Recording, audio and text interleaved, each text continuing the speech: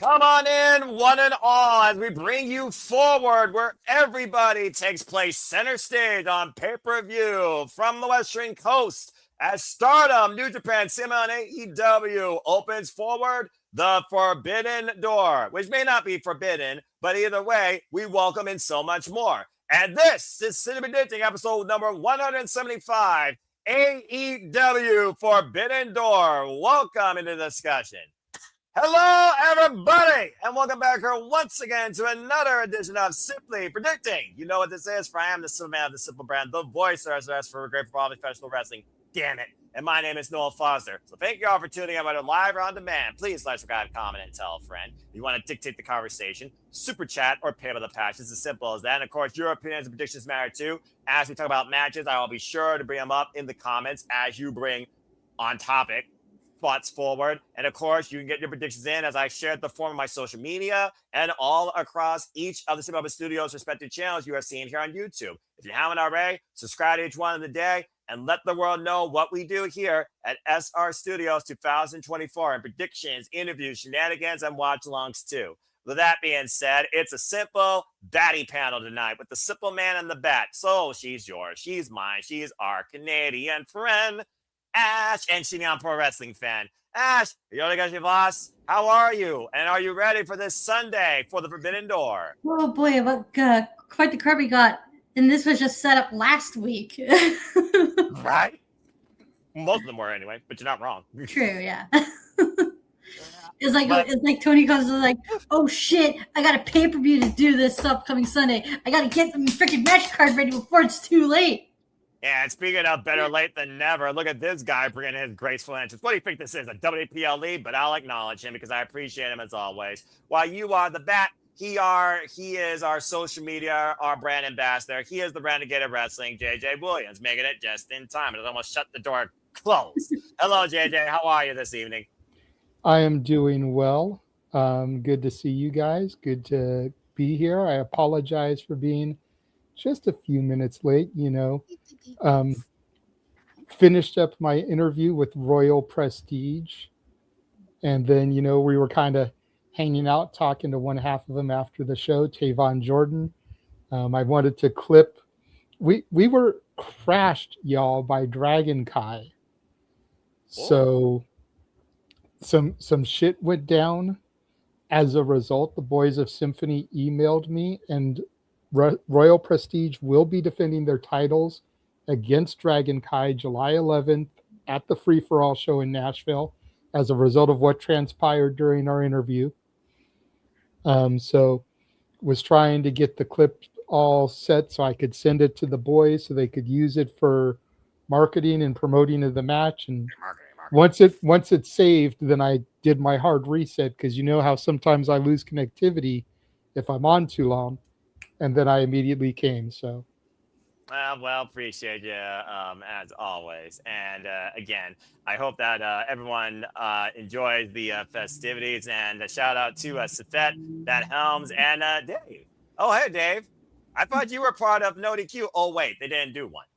Well, I have no problem inviting you. And I mean, hey, Forbidden Door, why not bring in literally a no DQ panelist? It's my freaking forum, damn it. I'll get you the link here shortly if you can do it. If your bird comes down and you're not going to get the Virtue Award last night, you're more than welcome joining for the first time ever on Simply Predicting, so stand by.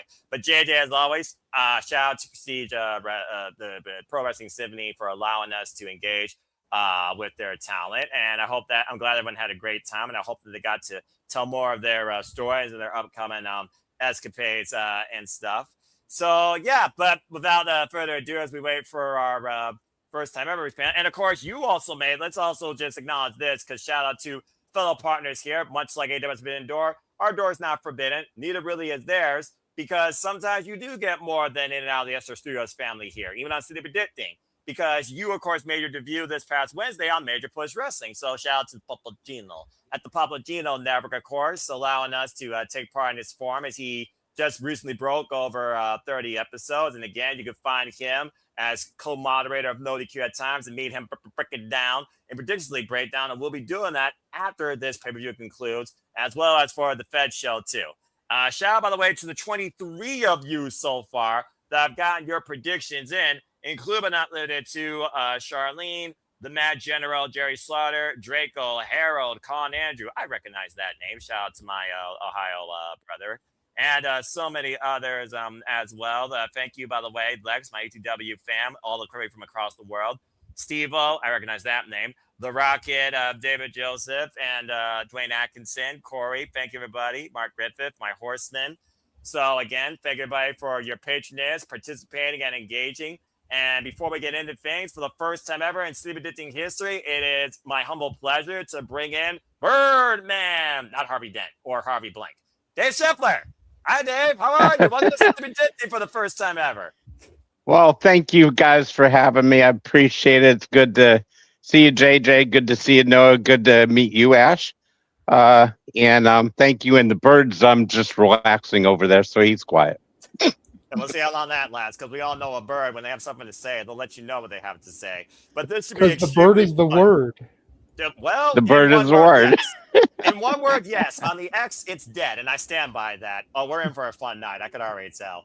All right, without further ado, we got a fantastic foursome. We got a unique conglomeration here for the first time ever. I'm looking very forward to what could be my favorite episode of Sleep Addicting ever. So, Sleep Addicting community, professional wrestling fans, all elite fleet, global fans galore, casual and hardcore, sickos in sight. Without further ado, let's get into it tonight. So again, folks, this is AEW Forbidden Door, and you can watch the pay-per-view as well via the following providers on HBO Max here in the States or Prime Video in select markets. There's also My AEW, Datsun, and as you see, other forums as well, as apparently Safet's also joining in the fray. We will be covering the pay-per-view live this Sunday. It would actually be me and Ash. As far as the 0 hour, to be determined who's doing that or if we are doing that, because again, in Sleep Addicting and No DQ leagues, we focus primarily on the main card. But the other form of my heart is an advocate as to women's professional wrestling. We're going to acknowledge the 0 hour here and give some simple thoughts. With that being said, we got a wild 9 main card to predict tonight and 2 matches on the 0 hour to tap into for a little bit. So let's get started. What did you say? I said for now. They'll probably add something else on Collision. He's being better at that. You stop it. Make it a All 13. right, you stop. There's at least going to be one more 0 hour buy-in match. Shut it, JJ. We got Collision yet. We got Collision, remember? We need to get the TV title, the New Japan TV title on the card.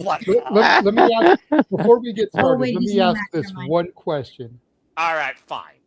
Is anybody else miffed that Persephone is defending the CMLL title on Collision and not on Forbidden Door?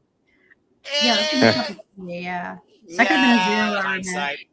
match. Yeah, you can replace another match with that match, I'm sure. If you look at the 9. Yeah, well, it's like we talked You about. get rid of the Young Bucks. Well, Saturday Shenanigans hype, but again, that's a whole different conversation.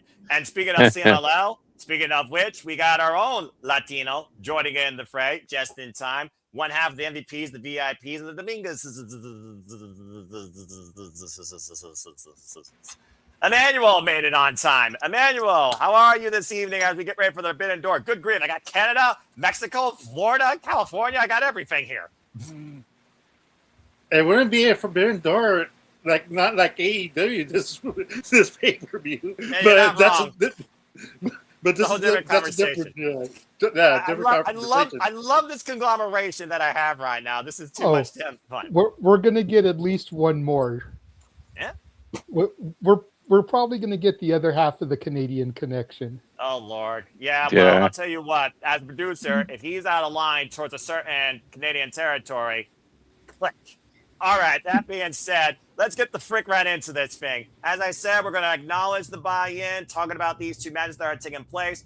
One with AEW Women's World Championship implications, tag team. The other one with future AEW Championship implications for a TV title. Because announced tonight and also last night on Dynamite, Sky Blue gets one more chance towards glory, towards the TBS title. Much to the fact that her man held the TNT Championship, she has one last chance to maybe go after the TBS in the short run for survival of the fittest. If she overcomes Stardom's strongest, Micah, former World of Stardom champion, as well as former leader of Empress Nexus Venus, before that group diminished, and of course, called her in Ring of Honor last week in Cincinnati. Along with this match will also be the Divine Dominion, who has accepted Thunder Rosa's open challenge, not for 5 minutes, but for the titles, much like Ty got the chance to Double or Nothing and blew it. But she called in from CMLL, Olympia, one of the strongest and one of the brightest young up-and-comers there out of that promotion. As for those that tune in to Ring of Honor, thank you so much. Olympia, strong showing, but the Virtuosa, long may she freaking reign, because I see the marker.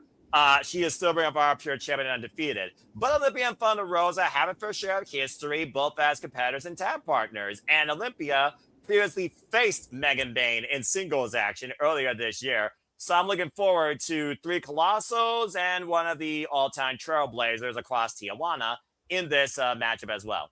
Let's go around the horn and get some brief thoughts towards these 2 matches that will be on the Forbidden Door buy-in. And again, folks, you can watch that across all AEW platforms on their 0 hour, as you see right there.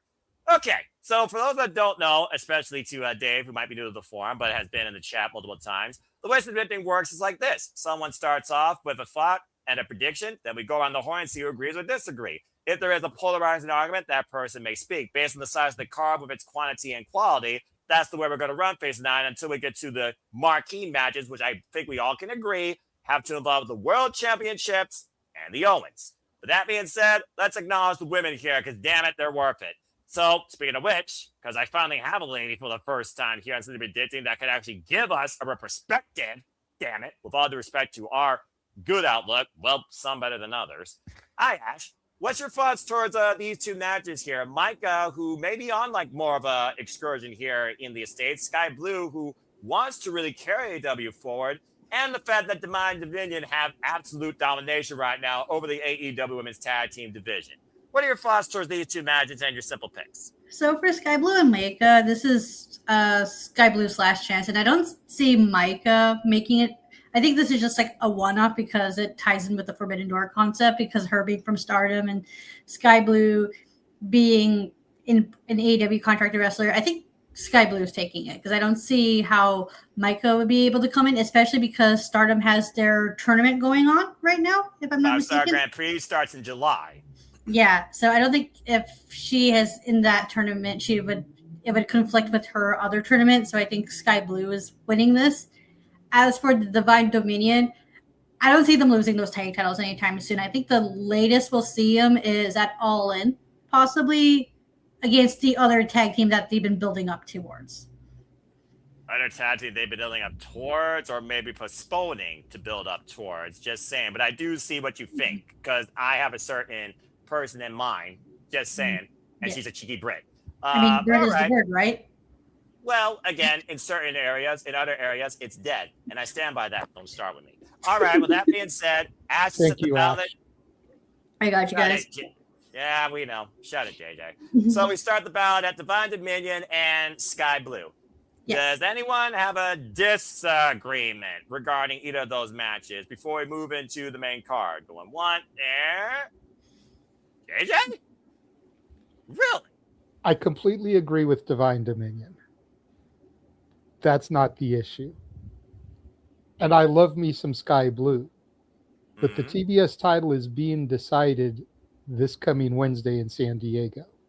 Yes. So if the All-Star Grand Prix doesn't start until July 11th, you said? The 5-star Grand Prix. 5-star Grand Prix. Then Micah can still participate in that match on Wednesday and then catch her flight back to Japan to start that tournament. July 18th, by the way, for those that don't know, and the 30 participants have been confirmed, and Micah, of course, is part of the field. So I love me some Sky Blue, but she lost her spot in the Owen. Do you really think they're going to throw her in this? You know, they need some representation. If everybody from Stardom loses, what's the good in having the partnership? Got to throw somebody a bone here.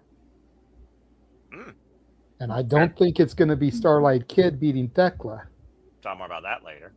So I think Micah getting the dub here is a fair shout.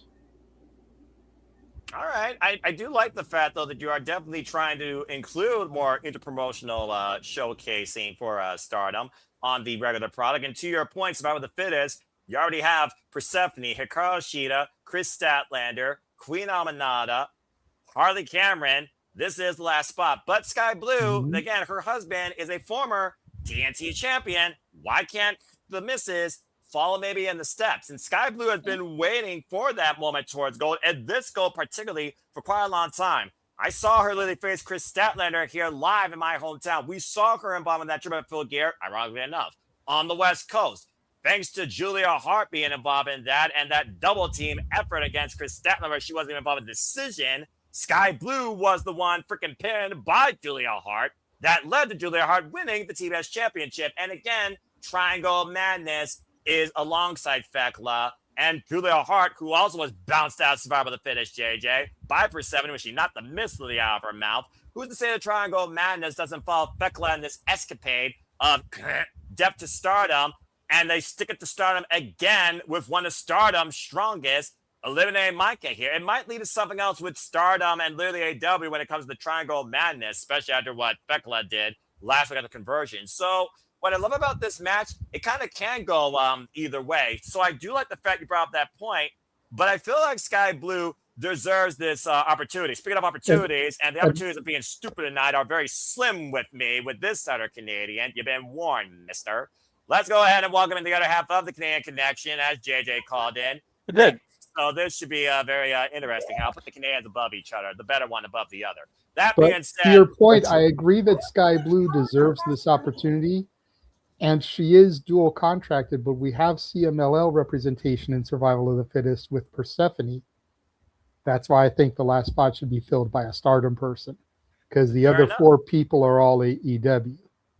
all right, well, fair enough. Well, I like that. I like the fact that you did add a different thought towards the TBS Survival of the Fittest, and in continuity, it can make a lot of sense either way. Either way, though, I still think Sky Blue, give it a chance, see what happens, and Divine Dominion, all hail.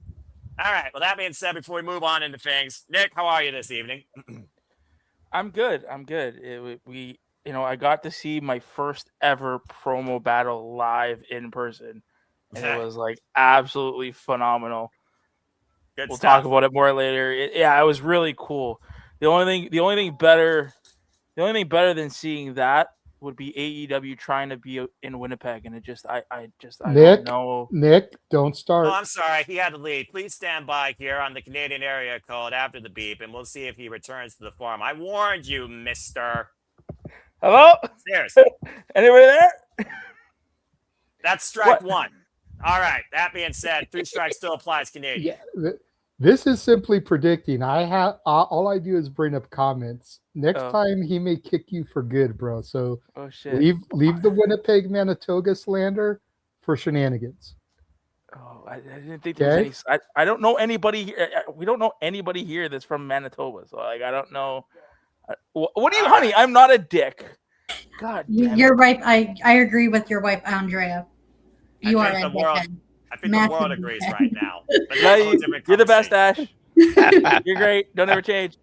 Nice job with the brownie points. Now shut your face. All right, moving on. Let's go into the main card now. Good opening thoughts on the women's contest. Let's get right into the thick of things and what's most important here at Forbidden Door. Much like Double or Nothing is the Owen Hart Foundation tournaments. And as we know, we have both the women and the men. And the winner of this year's Owen Hart Foundation tournaments, they go all in. So let's start with what could be a Cinderella story. Ironically enough, the women's match kicked things off at Double or Nothing in 2024. I can see it in the opener here because, again, I don't think nobody had Maya World and Mercedes Moné on their match card list. But what turned into tragedy that has come a strength in itself that could lead to ultimate triumph is a very realistic possibility here, considering Sabre, the sun god, she unfortunately couldn't vacate the spot due to a back injury. And, of course, Maya World stepped up to the plate. Much to JJ's point, she made her way through the Owen Hart Foundation tournament, being Sky Blue, and her teacher, Athena.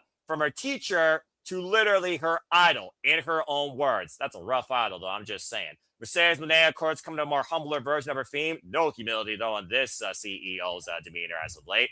Came in after beating Alex Windsor, and, of course, bounced Suzuki out of the tournament in 2 very hard-fought matches. So, once again, we find ourselves with last year's Women's Owen Hart Foundation tournament winner, defending the one title she has left as the CEO lost her entire portfolio over the last calendar year much to one particular person on the panel, I'm sure, would say to the wrestling business's benefit. And to a degree, he's probably right. Either way, no Timeless Toni Storm, no Saray, a toxic spider right now at the fray. One of these two women is going to Wembley Stadium no matter what. So let's go around the horn and see who we all think is going to win this year's Women's Owen Hart Foundation Tournament. The CEO or the It Girl? Maya World or Mercedes Moné? One goes and one stays in the States. All right, let's go around the horn and see what y'all think about this. And since we have a full panel, this is a marquee match. Everyone will say their piece, and we are just going to start things off here counterclockwise. So right below me. Hi, Emmanuel. Let's start with you. Mercedes Moné or Maya World? Who you got going to Wembley Stadium? Since I'm much of a Mercedes Moné hater, I would say Maya World. But I know Tony Khan. This will not happen. So I'm not going to pay my Mario card yet, which you could buy now at JJ's shop. Your only Mario Kart shirt, your own sticker, your own... Yes. But all right. But nevertheless, let's talk about the match.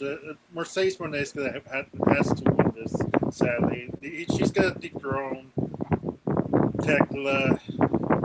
It's not what I want. There's a reason why Tony Khan pays so much for Mercedes Moné. Like, and she doesn't win it. Like, then what's the point of wasting all that money to her bank just for her to lose this match? And the redemption arc gets postponed. Like, I don't know how long we want to postpone it for, but it's just like, no offense to Maya World, but Maya World's not gonna fill in those seats for the next pay-per-view. Just saying that much. All right, fair enough. Thank you for that, Emmanuel. And yeah, I don't blame him. It's red hot in California. It has to be red hot on Sunday, so it's all good. I don't mind the fan thing, especially when it means you got to sustain yourself. JJ, of course, had to do that during NXT predictions. What does that tell you? It's probably hot as hell in the Midwest, too. All right, well, thank you, Emmanuel. That being said, he set the balance and CEO. He invested in her for all in. All right, Nick. Now, you've been very vocal about your quote-unquote, what might as well be your catchphrase, it doesn't make sense. Try making sense, Canadian or American, out of this, and who do you got winning this tournament going all in, regardless who has the AEW Women's World Championship? Because much like we're talking about the Men's Championship, I do think there's a certain chance that we might not see Thekla on that marquee if a different person that might be the same type of attitude is also on the marquee. Just saying. But go ahead, Nick, and your Foster's this. Your winner. I'm gonna go. Okay, so if you guys saw my Joey Styles of Dynamite this past Wednesday, Good on you. yeah, it was great, and I said I had problems with the women's Owen, and I still do. There's a lot of things that I think have gone wrong with the women's Owen, especially with the people that are involved. With that being said, I have Maya World winning. Because it just, again, we are in the business of creating new stars. We're in the business of telling week-to-week stories.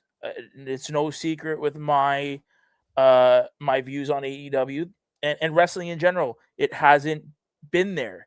The product hasn't been something that you really want to invest your time in.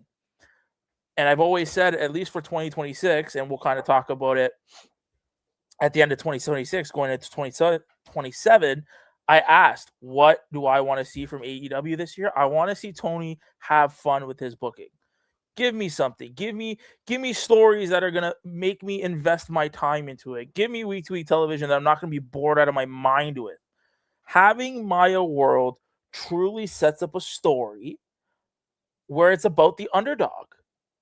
A woman who had no business being in this tournament, wasn't even, she was a replacement. She had to replace an injured Saray. She was nowhere near this tournament.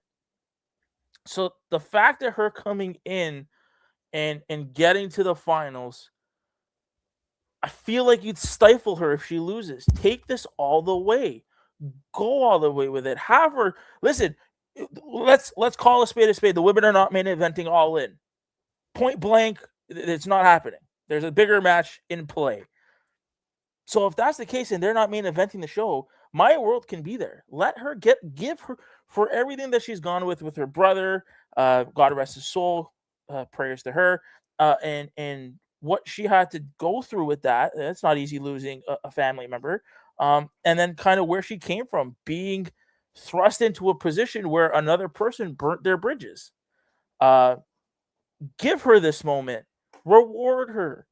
This doesn't mean, though, Mercedes can't win the title somewhere else. And this is not a shot anywhere, but we still have a pay-per-view in between All In and Forbidden Door.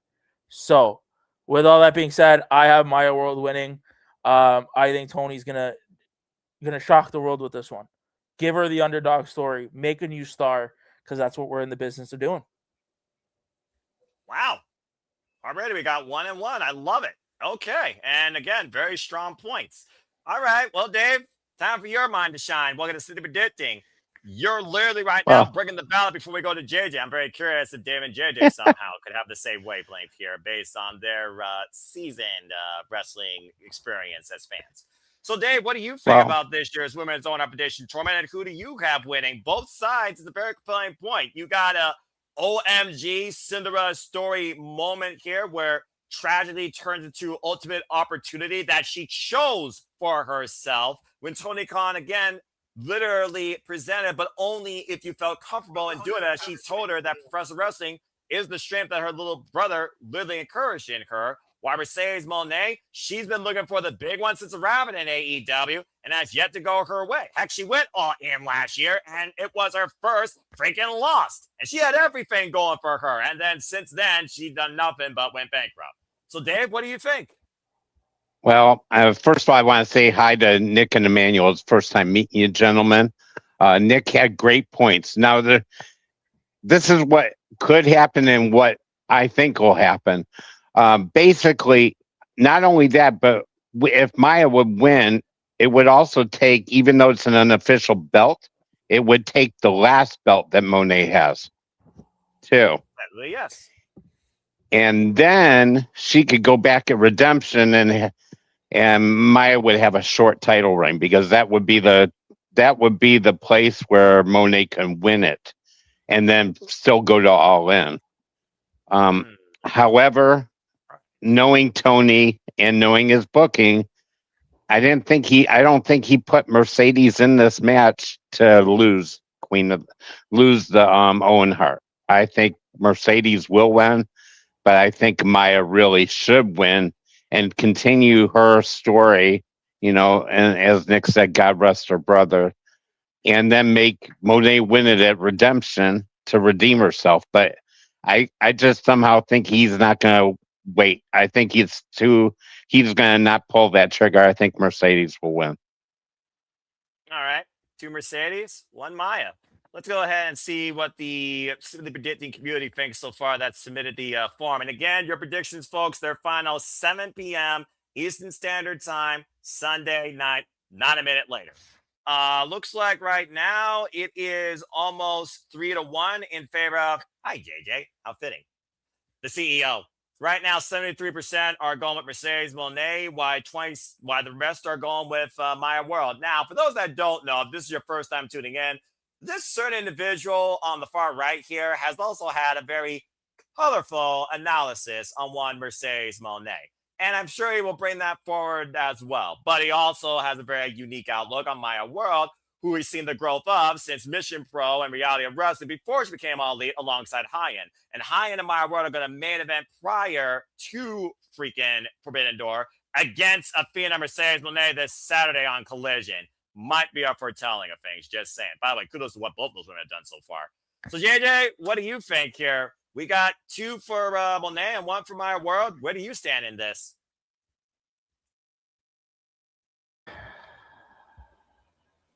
Do I go with my heart or do I go with my head? That's literally what predictions come down to sometimes, my friend. because my heart says Maya World. My heart says let the young upstart defeat her idol, take away the last championship belt that she has yet to lose, let her crash out. You know, do I see Maya World beating Thekla for the title at All In? No. But to the point I think that Dave made, that doesn't mean they can't run it back at Redemption, and Mercedes can get her redemption there. Exactly. You know, and begin her quest. You know, I mean, what's the time limit on an Owen match traditionally? No time limit. There must be a winner. Okay. Because I was going to say, what if it goes to the time limit? It has to be a winner, and Maya World wins in the overtime. And that's why we run it back at Redemption. You'd be calling for the longest women's match in AEW history, though, if that was the case. This is probably accurate, but if there's somebody that can hang with Mercedes, I think Maya can. Because to your point, I've seen her come up. I've seen her progression. I've seen her escalation through the ranks. You know, much like we followed the ascension of one Busta and the Brain, we've kind of been there for a similar journey with Maya World. As I have with Hyan. So if I'm in Las Vegas and I'm putting $100 down, I'm betting on Mercedes. But this is simply predicting. I've got Maya fucking World. Stand by your convictions, my friend. That's all I got to say about that. All right. And that being said, 2-2. Hi, Ash. Hi. So, Ash, what do you think about this whole thing with the AEW Women's World Championship? Of course, we look at the cause and effect, and we'll talk more about that later. It's really up in the air what the outlook of the AEW Women's World Championship is going to be, not just to All In, but really after. I felt like if Timeless Tony Storm wasn't bloody murdered, it'd be a whole different conversation right now. Here I'm pretty more definitive, because I almost feel like we were waiting to write that scene all over again for the bug killing. But that's a whole different conversation for another reality in black and white. So to be fair, the next pay-per-view is called Redemption, right? Do you think Tony Storm gets a redemption there? That's when we find out who murdered her, or is that too early? I mean, Revenge, Ascension, Redemption, they all could play, and and we still don't know. Mina's still on the hunt for the assailant. As far as we know, it's not her. But anyway, continue. Yeah, this can go either way, because I've been impressed with Maya World, especially during the tournament, because having her win it would be just such a beautiful Cinderella story. However, with that being said, Mercedes Moné does really well in tournaments, and this is her last belt she has to lose. But I just said the bad part is I don't see her losing the tournament, though. I see her winning and using her belt to go all in. And I know a lot of people are thinking, like, well, what if Thekla retains that? Like, what if Thekla goes in all in at the champion? But who's to say? Maybe I'm looking too far ahead, but there's a possibility Thekla might not even be champion going into all in. So we can get Mercedes Moné to a different opponent. So as much as I would love to see like Mercedes Moné spiral out of control and lose the title, I don't see her losing this title. This is the one title she's keeping and using that to transition into possibly becoming champion. So I have Mercedes Moné win the tournament. So you got a 2-time consecutive on Hart Foundation tournament winner. You see what Blake Monroe basically did, cashing in on this opportunity and actually winning the women's championship again. As a possibly, yes. I can see that happening. Yeah. Okay. It all depends on who the champion going into All In is. But with that being the case, I still have Mercedes winning the tournament. Okay, so 3 Monés, 2 Mayas. My thing is this. What does Redemption do to be a roadblock towards either the winner of the Owen or the world champion, in this case for the women? Looking at Thekla's track record of people she's beaten, and looking at her current escapade to literally stick it to her former employer, but also looking at Mercedes Moné's Japanese history. It's one of those things where I almost want to go bold on the women's world title, and we can kind of cause an effect probably into that because, that's what this affects. But it's just one of those things right now. Again, 5-Star Grand Prix also coming up, and I believe Starlight Kid is also involved in that. That I just don't know right now who I see carrying the women's division beyond all in. It's almost one of those things that right now I wish somehow, some way it was Alex Windsor or Jamie Hayter, but I do think there's a different plan for those brawling birds, if you catch my drift. Both proud countrywomen as well, by the way. But also with that in mind, Maya World, again, capture lightning in a bottle. This business is built on a foundation of moments, and it's created out of the opportunities you present with the talent that you have. It's one of those things, to Nick's point, that this could be an incredible, unbelievable, unpredictable thing that we're dealing with here. Much like Queen Aminata's rise for quite a little while that we saw on Dynamite while Jamie Hayter was out injured. And now she's kicking ass and possibly going to become TBS champion. But it's also one of those things with Mercedes Moné. Again, if she doesn't win this, you really think she's going to go back after the TBS championship? You really think she's going to find a tag team partner? Maybe her and Athena go after the Women's World Tag Team Championships and they both wanted to take over. Do you really think there's any other route for Mercedes Moné to pursue than the AEW Women's World Championship? It's the only thing she has left to do. It's the only thing she hasn't done. So it's one of those things about the last accomplishment to fulfill or a first accomplishment to be fulfilled. And right now, well, considering I'm also in the lead, and I do think AEW likes to go a little bit bolder than some other places, especially under these special scenarios where they showcase more younger talent. I've already seen the way that she captured Athena. I can see her doing the same thing to Mercedes Moné. I'm going to capture lightning in a bottle on this one. I'm going to say that Myra wins it. She's made me bought into it. She's made me believe it. And like you said, redemption could be an arc that changes the narrative. It's about what you do right now versus what it leads to in the end of fulfillment. I got Maya World. I think she's going to surprise Mercedes Moné, much like Moné beat Jamie Hayter last year with a surprise roll-up, by the way. It wasn't like she knocked her the F out or made her tap out. I think Maya's going to upset Moné to the point she's going to make a mistake, capture for the pin, run off, much like Mercedes Moné, and claim the accomplishment. I'm going with Maya World winning this year's Owen Hart Foundation tournament for the women. Nick, I do see your hand before we move on. What you got to say real quick?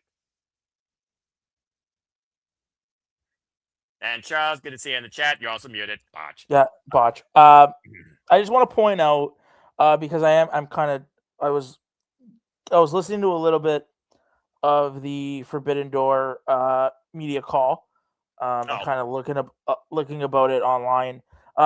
And I got a quote that I just want to present to everybody. Who knows? This might change people's perception. I this is coming from Wrestle Purists on Twitter. Shout out to them because they do some great work. And they go on to say in this tweet that Tony Khan praised Maya World as someone who's been working hard and is eager to take every opportunity in AEW. Tony on the media call noted that Maya was offered time off and everybody would understood, obviously for the reasons we've already said. Yes. But you wanted to go to work. So taking it in that perspective, and this is why I said this is something that you only get this once. This only happens once. And the fact that this woman, this young lady, her family member passed away tragically. And instead of taking time off to be with her family and grieve like a lot of us would, she said, no, fuck that. I'm going to work. And she went to work. You know what I mean? Like that's just crazy. So that's why, like, I don't know. I just wanted to bring that up to you guys and just see if that changed anybody's mind, whoever said Moné.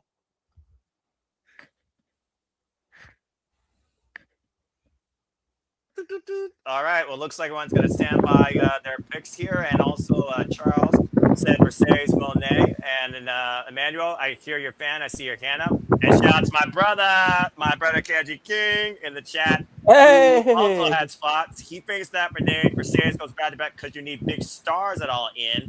But I wouldn't be shocked if Maya Rose shocks the world because she's earned it. Keyword earned it versus what you stand for in the business. And Dwayne, apparently he got sold. He also picked Maya Rose. Good to see Dwayne X in the chat. I love how many people are all in on this because we should be, damn it. Because if nothing else, Maya World deserves it. Has Mercedes Moné earned it? And here he is now. Emmanuel, I can hear a fan. Go ahead and speak real quick.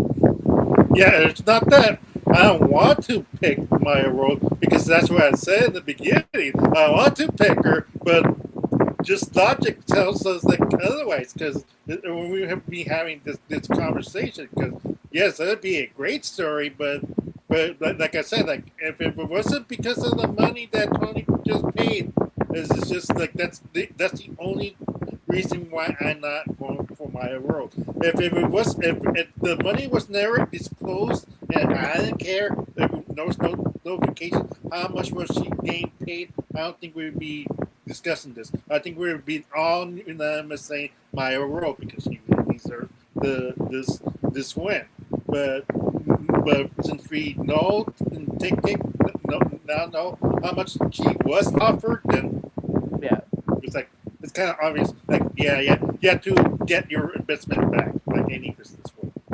Well, at the end of the day, sometimes business does indeed outweigh merit. But I think in this case, we all want to see merit succeed because Maya World has demonstrated it above and beyond anybody's expectations, both in her ability and in her mentality. Those two things alone, in my opinion, already prove that she is beyond worth going after the AEW Women's World Championship, let alone getting this accomplishment. So good luck to both. But Maya World, honestly, I think more people now are literally holding out for you and saying that you don't deserve it. You damn sure are going to earn it, or you should. Good luck to both. All right. Well, as we segue into a shift of discussion here, now we're going to look at something that might ring of awesomeness or maybe a generational mid-card madness or mindset madness, you tell me. As Cajun Cope, hey, look at that, 2 Canadians, and I got 2 Canadians here, how ironic. Cajun Cope defend the AEW Tag Team Champions against the Dogs, Clark Connors and David Finlay, where, again, the chorus veterans here kind of see the Dogs in themselves in a way. They remind them of themselves when they were younger. Straight up, we know how this really came ahead. After Double or Nothing, where Cajun Cope brought back, I still can't believe disposable cameras are a fucking thing in 2026. What the hell? Try to bring back the 5-second pose. The Dogs assaulted them, and they made a shirt out of it and got their own pose, much like the Emmanuel shirt you get at the SR Studio show. Also, damn you. That being said, Clark Connors, David Finlay, they've kind of been going back and forth as of late against Cajun Cope, who came back with a vengeance, assaulting them. To the point they assaulted them backstage during a Young Bucks segment, so it wasn't like you really missed anything. But they did get the better of them using, a wire. And then I think Clark Connors tried to bring back old school Christian Cage with those ugly-ass glasses. Nonetheless, it's Cajun Cope's first defense of the AEW World Tag Team Championships against the very hungry David Finlay Clark Connors, who they're walking in for the door to spay and neuter, Bob Barker treatment, or whoever hosts Price is Right up in Canada. I think it's Harry Mandel, who does like a primetime special. Yeah, so that's the nighttime one. That's the nighttime. We still get regular daytime Price is Right hosted by Drew Carey. They still can't hold a torch to Bob Barker, but kudos to keeping the IP alive by the shirt. That being said, let's go ahead and pick a Canadian's brand regarding Cajun Cope and see if anyone agrees or disagrees and move on from there. Hi, Nick. So, again, you were on the call on Dynamite last night. If you did solo, by the way, mad respect to you, and I hope everybody supported Nick and enjoyed him. And if his wife got involved or he engaged with his wife during that, I hope they enjoyed that too. Shout out to the Mrs. Ferrantes. Follow her works today. Go buy him. Nick, what do you think about Cajun Cope so far? Now they are the champions. Now they're being hunted by the Dogs. Something tells me, though, they're about to slaughter them. This is their first defense, but hey, kudos to them taking this opportunity. What do you think about this tag title match and who you got winning? I mean, it's Cajun Cope, not even a question. This feud is literally no, it's true. Listen, this feud, the Dog, ever since, and this is one of those things where I shake my head at Tony because the Dogs is a trio. They should have had the trios titles already, and he should have been building the. And then no, No, Dynasty. It can. no. Yes, It's a they did. fucking travesty. No, they we can go on to a rant about the trios division. Anyways, Don't do that. exactly. But regardless, I have Cage and Cope winning. This is just they need to get a win in. This is their first feud in winning, because we're gonna set up what is hopefully a very big summer for the tag team division. You know, it's a new day. It's a new day in AEW. I see what he's doing. It's a And new yes, day in AEW. So hopefully not a lot of guns are running around. But, you know, with that being said, Cage and Cope, we're gearing up for something special come All In. So I have them winning. Oh, there you go. Simple enough. Now, does anyone have a disagreement, or shall I move on? Going once, going twice. Okay. Yeah, I feel like this was a no-brainer. Sometimes predictability really isn't a bad thing, especially if it's a buffer towards a better thing. And I'm on Nick's mindset about there being bigger and better opportunities and things for the tag division ahead, especially if Adam Copeland is due to maybe put up the boots later on at Wrestle Dream in Canada, But again, still speculation, not actuation. Dave, I did see your camera quick. You got something to say? Yeah, I totally agree. I was going to go exactly where Nick went. Yeah. I think it's not only going to be a new day, but there's going to be whether it be 3 or 4 teams, I think we're going to have a nice ladder match at All In. That's going to be very fun to watch. I just have a feeling that's what's coming up. I have been calling that from the jump. It was Exactly. I've been saying it was going to be Cage and Cope versus the Bucks versus FTR as the new Hardys, Dudleys, ENC. However, with the news of FTR this week saying that they're taking a hiatus, the Dynamite after Redemption is where, Nick? Detroit City, Detroit, Michigan. Yes. The machine 90 gun days will be up come the Friday. So I think the machine guns will debut there. Yeah. It'll be Cage and Cope versus the Bucks versus the Guns. And then just to add a little bit of callback, and I said this, I think last night in the space with Carlos. I either said it on the show with Nick or I said it in the space with Carlos. For a little bit of callback, you have the 3 teams in the ring at All In. The match is about to begin. Tony Khan comes out, or somebody comes out to make a big announcement.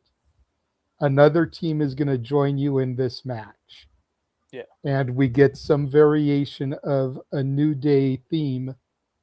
And it's the New Day coming out to be the 4th. And it's a callback to when they the hosted Hardys Mania, came out and added the Hardys to the match. Mm-hmm. Now they're the team being added instead of being the ones to add the team. So it's a nice little callback, especially since All In is essentially AEW's WrestleMania. It's just still one night instead of 2 nights. I'm glad it is. You can't see. Go ahead, Dave. And you can't see Cope and Edge losing or Cope and Christian losing either because Redemption's in Canada, so they got the titles when they go there anyways.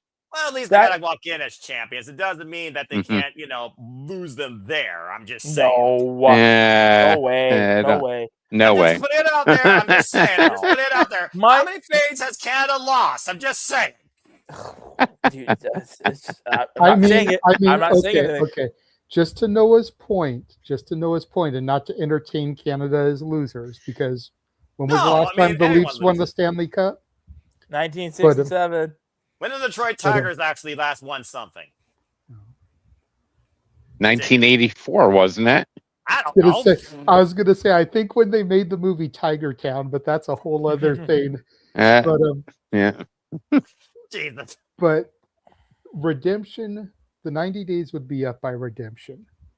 So you could, in theory, have the Guns take the belts off of them at Redemption. Then the celebration is in Detroit. Yeah. The next night. Oof. But I think it would be better to debut him in Detroit, though, because I that was agree. the one thing where WWE fucked up. Ash talked about that a little bit on Mhm. Tism.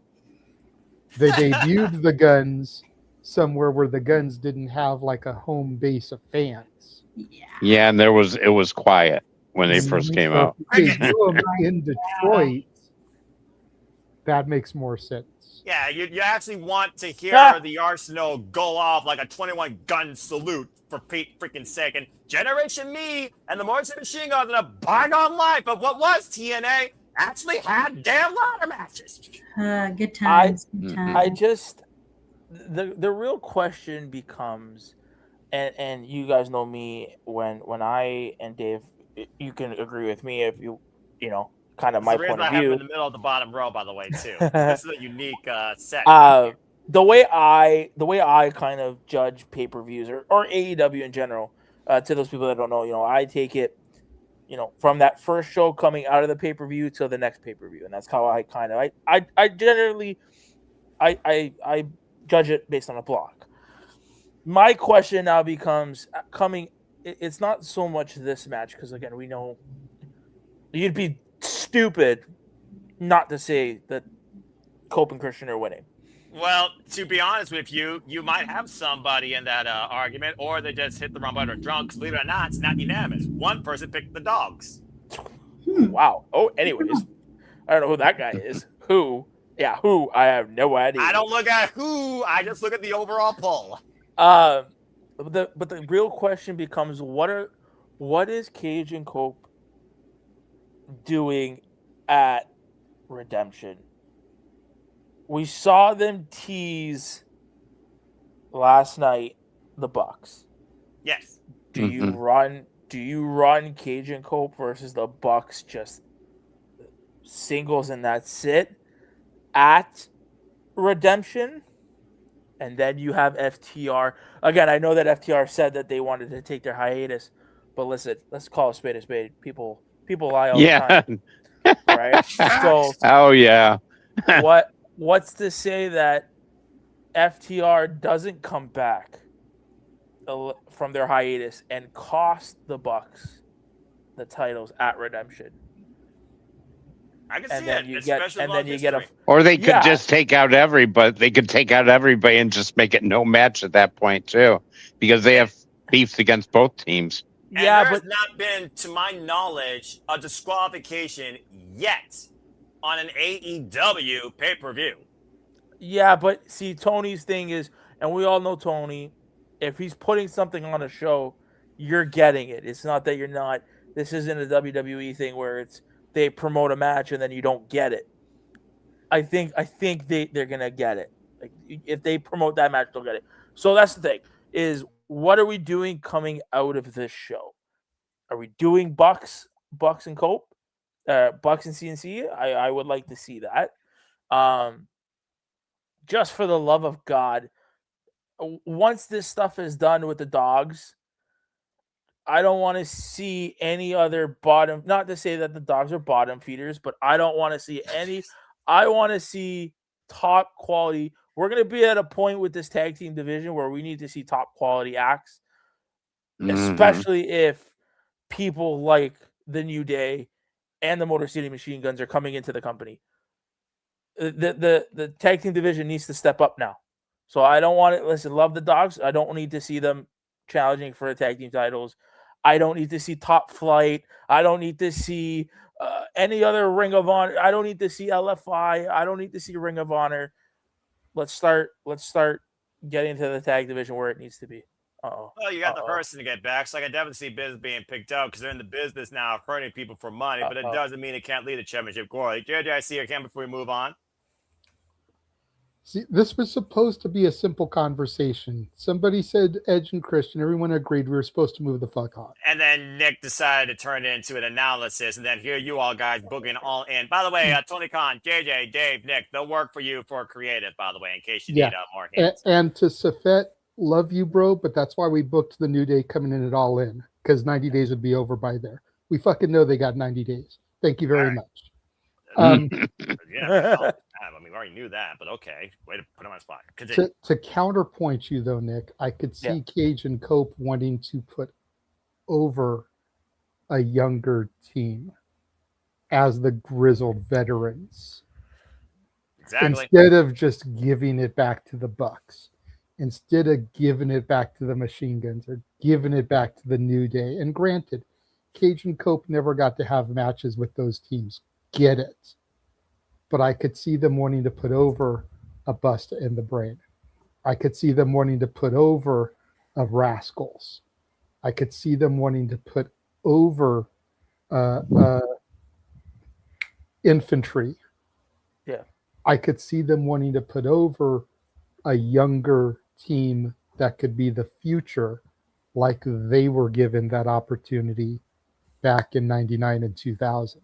Well, this business is all about evolution. So great talk, Nick and JJ, as I restore fans. But this is what happens to Super Addicting, folks. Anything but. Welcome to the conversation, Dave, because sometimes someone has to steer into fantasy booking territory or what if. Wow. Let me just say, Dave. Well, no, I gotta say. Let me just say, Dave, this isn't a no DQ predictions that's done in an hour. This shit sometimes goes 3 hours. Yeah. Well, it's a party. No, I gotta say, and JJ, really, it wasn't Nick that started that discussion. I kind of made a comment before it, so I'm gonna take the fall for that one. It's all good. It's all good. At the end of the day, it's still fun. It's wrestling. It is predictions in a way. It just goes beyond literally Sunday night. But as you talk about stepping up, here's a man that literally told all of AEW to keep up, and so far they have quite to a degree, but very few have continued to keep up. Say what you will about the faction, the Death Friars still demonstrate the hardest nonstop work ethic not named Tony Khan AEW. And there's not a stronger definition than Jon Moxley holding the AEW Continental Championship. So let's talk about this with what everyone, including Nick, is calling right now the best luchador going. You very well might be right. He called his shot. The most wanted, the Ring of Honor World Champion Bandito, is challenging Jon Moxley for the AEW Continental title after a crazy-ass tag team match last week on Dynamite where Bandito got the better of the Death Riders in a very rare situation. The Death Riders lost, including Rhea Shafir, all-out warfare. They did get a little bit of revenge, though, this past Wednesday on Dynamite, as Nick called, with a little bit of the numbers game.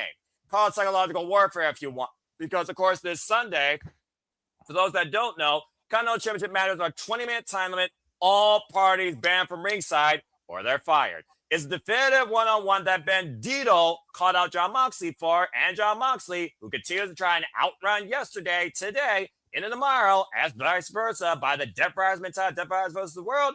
He was all in on it and decided, let's go, but don't miss your shot.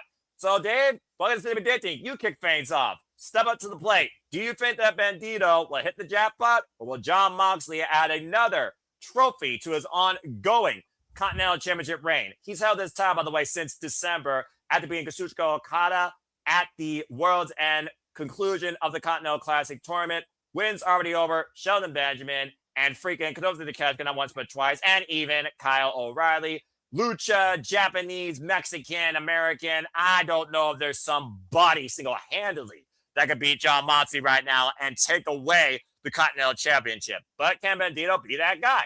Your thoughts, Dave?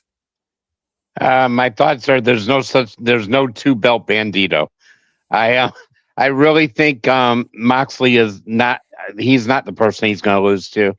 And I think we just mentioned with the building tag team division, it looks like Bandito's getting formed back together right now. So because they have nothing for either of them singly, other than Bandito's Ring of Honor title, which again, Ring of Honor, it's like the bottom feeder of it. But I don't think there's a way Moxley loses. And I mean, the betting odds have him heavily favored, and I see it being correct. Yeah, fair enough. And again, if it goes to 20-minute draw, and he has done that, folks, in the past, Jon Moxley goes on to the title. For those that have been on the Digital Leagues for the first time, we're all about who leads with the championship and who's declared champion at the end of the match. That being said, Dave's got Jon Moxley still riding high as the Continental holder. Do we have any disagreement before we move on? Going once, going twice. And Nick, are you just mocking me, or are you actually going with Bandito? about to say. Just guns up. That's all I gotta say. Guns I up. thought that was the Bang Bang game, but okay. And it looks like, again, I do commend people when they choose to be bold and predict differently, because once in a while you get $100 like you did betting on Randy Orton at WrestleMania 37. If you know, you know, folks, unfortunately. One person did pick Bandito. I almost wondered if this is the same one person that picked the other. I didn't touch his face. Wasn't me. I swear to God. I did not activate the Emmanuel cards. It was not me. I did not do it. I swear. Are you sure it's not you or Emmanuel that's fucking with me? Are you sure about that? No. The only thing All the only thing I predict from this match, and I swear to God, Tony, if we don't see fucking Jay White this weekend, I'm gonna be There it is. I'm gonna be pissed, dude. Like, how bad of an injury? He's definitely missed. Jay White is missed. Definitely. And he's one of the only people that John Moxley has yet to beat in singles action that has a win over this man. More than once. Yeah, he got hurt. Or he may have been the next one to go against Moxley for the title. Well, and I think that been during that time, yeah. Well, if we run it back and we roll back the tape, the reason why roll it. The reason why what's his face? What wasn't in the Owen Hart last year? Was because of Death Riders and John, right? So that's correct. Especially him and his history with Will. That's another layer. See Ash's face because she knows about the New Japan lore with you guys. Jay White and Will are very familiar with each other, so I mean, just adding him into that storyline, it just makes sense. Hurry the fuck up, Jay. Hurry up. Again, we don't know anything beyond our screens. Truly, seeing is reality. We'll see what happens if you breathe with the switch for once again. Either way, we're all definitively on this case the same number of Death Riders, by the way. I guess that makes you Maria and Shafir, even though you're usually the solution, not the problem. By default, yeah. John Moxley is the Continental Championship. Man, I see you're... Since this is the thing that you lead, does that make you Moxley? I mean, I'm from Ohio. I might as well be. Okay, I got dibs on being Claudio, though. All right, fair enough. I'll be Pac. Yeah. You are a bastard at times. Emmanuel can be Daniel Garcia. I'll be Daniel Garcia. That means Emmanuel should be Yuta. There's our future tag team champions in Ring of Honor. All right, moving on. I guess we're now the Death Riders. Damn. All right.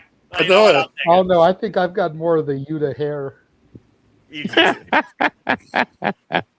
Noah, I was about to say, like, remember once upon a time, a couple months ago, we've been talking about how the Death Riders was going to kick out John Moxley. How did that go?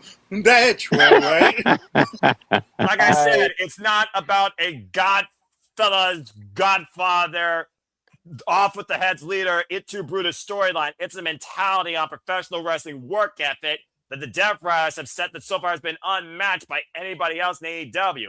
They don't give zero fucks what you think beyond that. Death Riders versus the world. Might as well be me versus the world when I don't give zero fucks about anyone else on the internet. All right, so yeah, I guess I am John Moxley. Fuck it, I'll take it. Shoot, I'm the definitive all-league winner at this point, so why not? You all are chasing me.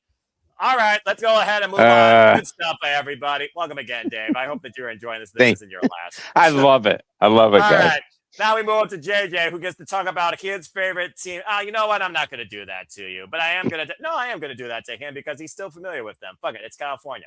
Let's go ahead and talk about this literal interpromotional triple threat as the Young Bucks take on Sky Team, Mystical and Mascara Dorado. Who might I add? They're going to challenge those Federal Monopolies for the Ring of Honor World Tag Team Champions. And yes, the reason these models in here, visa issues. In fact, several talents had visa issues, which is why this card has actually been changed up. Kudos to Tony Khan and still making something. The Young Bucks, JJ's favorite tag team, if you know, you know, folks, and Shigeru Takagi and Teton of New Japan Pro Wrestling Unbound Company. Simply put, folks, it's CMLL versus AEW versus New Japan Pro Wrestling in a triple threat tag team match. So straight up, it's exhibition. And sometimes at pay-per-view, you get that type of thing, just cuz. Especially when it comes to representing more than one company. Surprisingly, they would have the Evolve Championship on NXT PLEs, but that's a whole different conversation. That being said, I'm sure it's going to make this short, sweet, and simple, considering what we might be building to, that Nick, Dave, and JJ, their own triple threat, teamed up on trying to write for the rest of the summer. So JJ, simply put, what team you got winning, what brand you got winning this triple threat tag team match? Short, sweet, and to the point. The match is happening in California.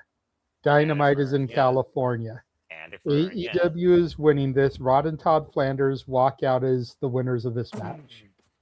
I have not heard that for a while. I think that's the first time Dave heard that live. Okay. Shout out to Matt Hostetter, because I know he usually pops in the chat. He uses it all the time, Noah. I hear this. I hear it all. Because I've started to call him Rod and Todd now. But yeah, everybody knows my disdain for the Young Bucks. But as Noah pointed out, we're going to build toward the Bucks versus Cage and Cope. You don't get there by letting any of the other teams that aren't going to be around for the next 3.5 months, except for a maybe random collision match, just because we might see Mascara Dorado and Mystico for Grand Slam Mexico, but that's August. Yeah. You know, the Young Bucks are walking out of this with the dub here. All right. Well, let's go ahead and see if there is actually a different team disagreement before we move on. Because again, it's a triple threat. Maybe someone will surprise me. Young Bucks is the first bout for the win. Anyone got a different team in mind under any sort of circumstance? Keep in mind, Young Bucks don't to be involved in the decision. Go on. Really? What, Nick? What team? As soon as he unmutes himself. Technology, folks. Steven and Ken. Technology. This would be it. I think this would be a really great time to debut a real Forbidden Door. Because, usually when you say his name, he appears. So, I wish Joe Hendry was here at Forbidden Door. God, Yep. He appears. I believe in Joe Hendry. He had to do it at least once. I got the Bucks winning. All right, fair enough. Damn it. All right. Well, that being said, I guess we'll move on because, in my opinion, Shigeru Takagi's in the G1 Climax. Stay tuned, folks. We'll be coming opening day, and Ash and I will do a battle bracket breakdown of the G1 ahead of that. Stay tuned for further details on that. And with Grand Slam Mexico coming up, El Sky team's already involved in Ring of Honor. Mystico has been heavily involved in AEW, teaming alongside Speedo Mike Bailey. Mystico and El Dorado are the NWW Heavyweight Tag Team Champions. And Teton Shigeru Takagi, former Los Grandes de Pong, now part of Unbound Company. Teton heavily involved in CMLL. It feels like the only way this affiliate goes forward is Young Bucks. It's just a matter of, okay, which team eats the fall? I feel like it's got to be the CMLL contingency to maybe just, protect Shigeru Takagi and New Japan Pro Wrestling. Then again, Teton might be the most unfamiliar name under the AEW banner of showcasing. So I could actually see a Teton being involved in the decision here. But either way, I think the Young Bucks are going to swoop in and escape with the win because triple threats, you just got to find the moment to get the count. Leo Rush did that last week of Ring of Honor against Ash Andrea and AR Fox. I'm just saying. Ash, I saw you unmute for a moment. You had a thought real quick before we move on? Yeah, I was about to say if Unbound Co is the one who eats the pin, it's probably being Teton because as of late, Teton's the one who plays the Bushi role of eating the pin when their team loses. Yeah, pretty much. Even though, it is what it is, especially during the Best of the Juniors. Believe it or not, it's like a Pac-Man. I like the fact that people actually did go different here. 3 people went with Unbound Company, 3 people went with El Sky Team, the rest went with the Young Bucks. It was not unanimous, but all 3 teams were involved in people's predictions. So kudos to the 6 out of the 23 of you that went with something that you felt was actually going to be a little bit different. Yeah. I actually hope you're right. All right. I think with this too, it just leads. The Bucks need to win this match. I think if they already got a direction. Yes, because they do. Because I think this, again, coming out of Forbidden Door, I think the play is going to be that the Bucks have beaten world-class title or world-class contenders, and they want their shot at the tag team titles. It just makes sense, right? It's just, yeah. All right. Fair enough. Okay. Well, let's go ahead and And move they on. don't need the CMLL team doesn't need the dub here to still get a title shot because we're going to Grand Slam Mexico. Yeah. Exactly. So And we for can all we still give them a match there against Cage and Cope just as a little filler. Because again, they're not losing the belts until All In soonest. That about to say, thank Right. you for adding soonest. I also want to add again, El Sky Team, Mascara Dorada and Mystico, who are representing CMLL in this match, they are already challenging for the Ring of Honor Tag Team Championships next week, Friday, after Forbidden Door. So they very well might be Tag Team Champions in ROH here in the near future. And if you have, I can't wait for Metalingus in Arena Mexico. I'm not sure how that sounds in Espanol, but okay. Well, that being said, let's go ahead and move on from there into our next match. Speaking of NJPW, why don't we talk about the international replications that Thekla have introduced towards her former employer, when she told him to fuck off definitively after she got fired and literally sentenced death to her former promotion. Let's briefly talk about the AEW Women's World Championship, as coming in for the first time ever through what's called the Forbidden Door. I'm just going to say, coming in for the first time to AEW, it is Starlight Kid. For those that don't know, Starlight Kid is a 10-year veteran of the business and has primarily been involved in Stardom. She's been pretty much there since inception, formerly underneath Stars with Maya Watani, went dark as part of Wado Tai before they became hate, got excommunicated by that group, and formed a union with her forever rival in the daughter of High Speed, Asume, who we see multiple times walk through the Forbidden Door, and has kind of come into her own light, leading her own faction now called Nido Genesis, and is a former Wonder Stardom champion.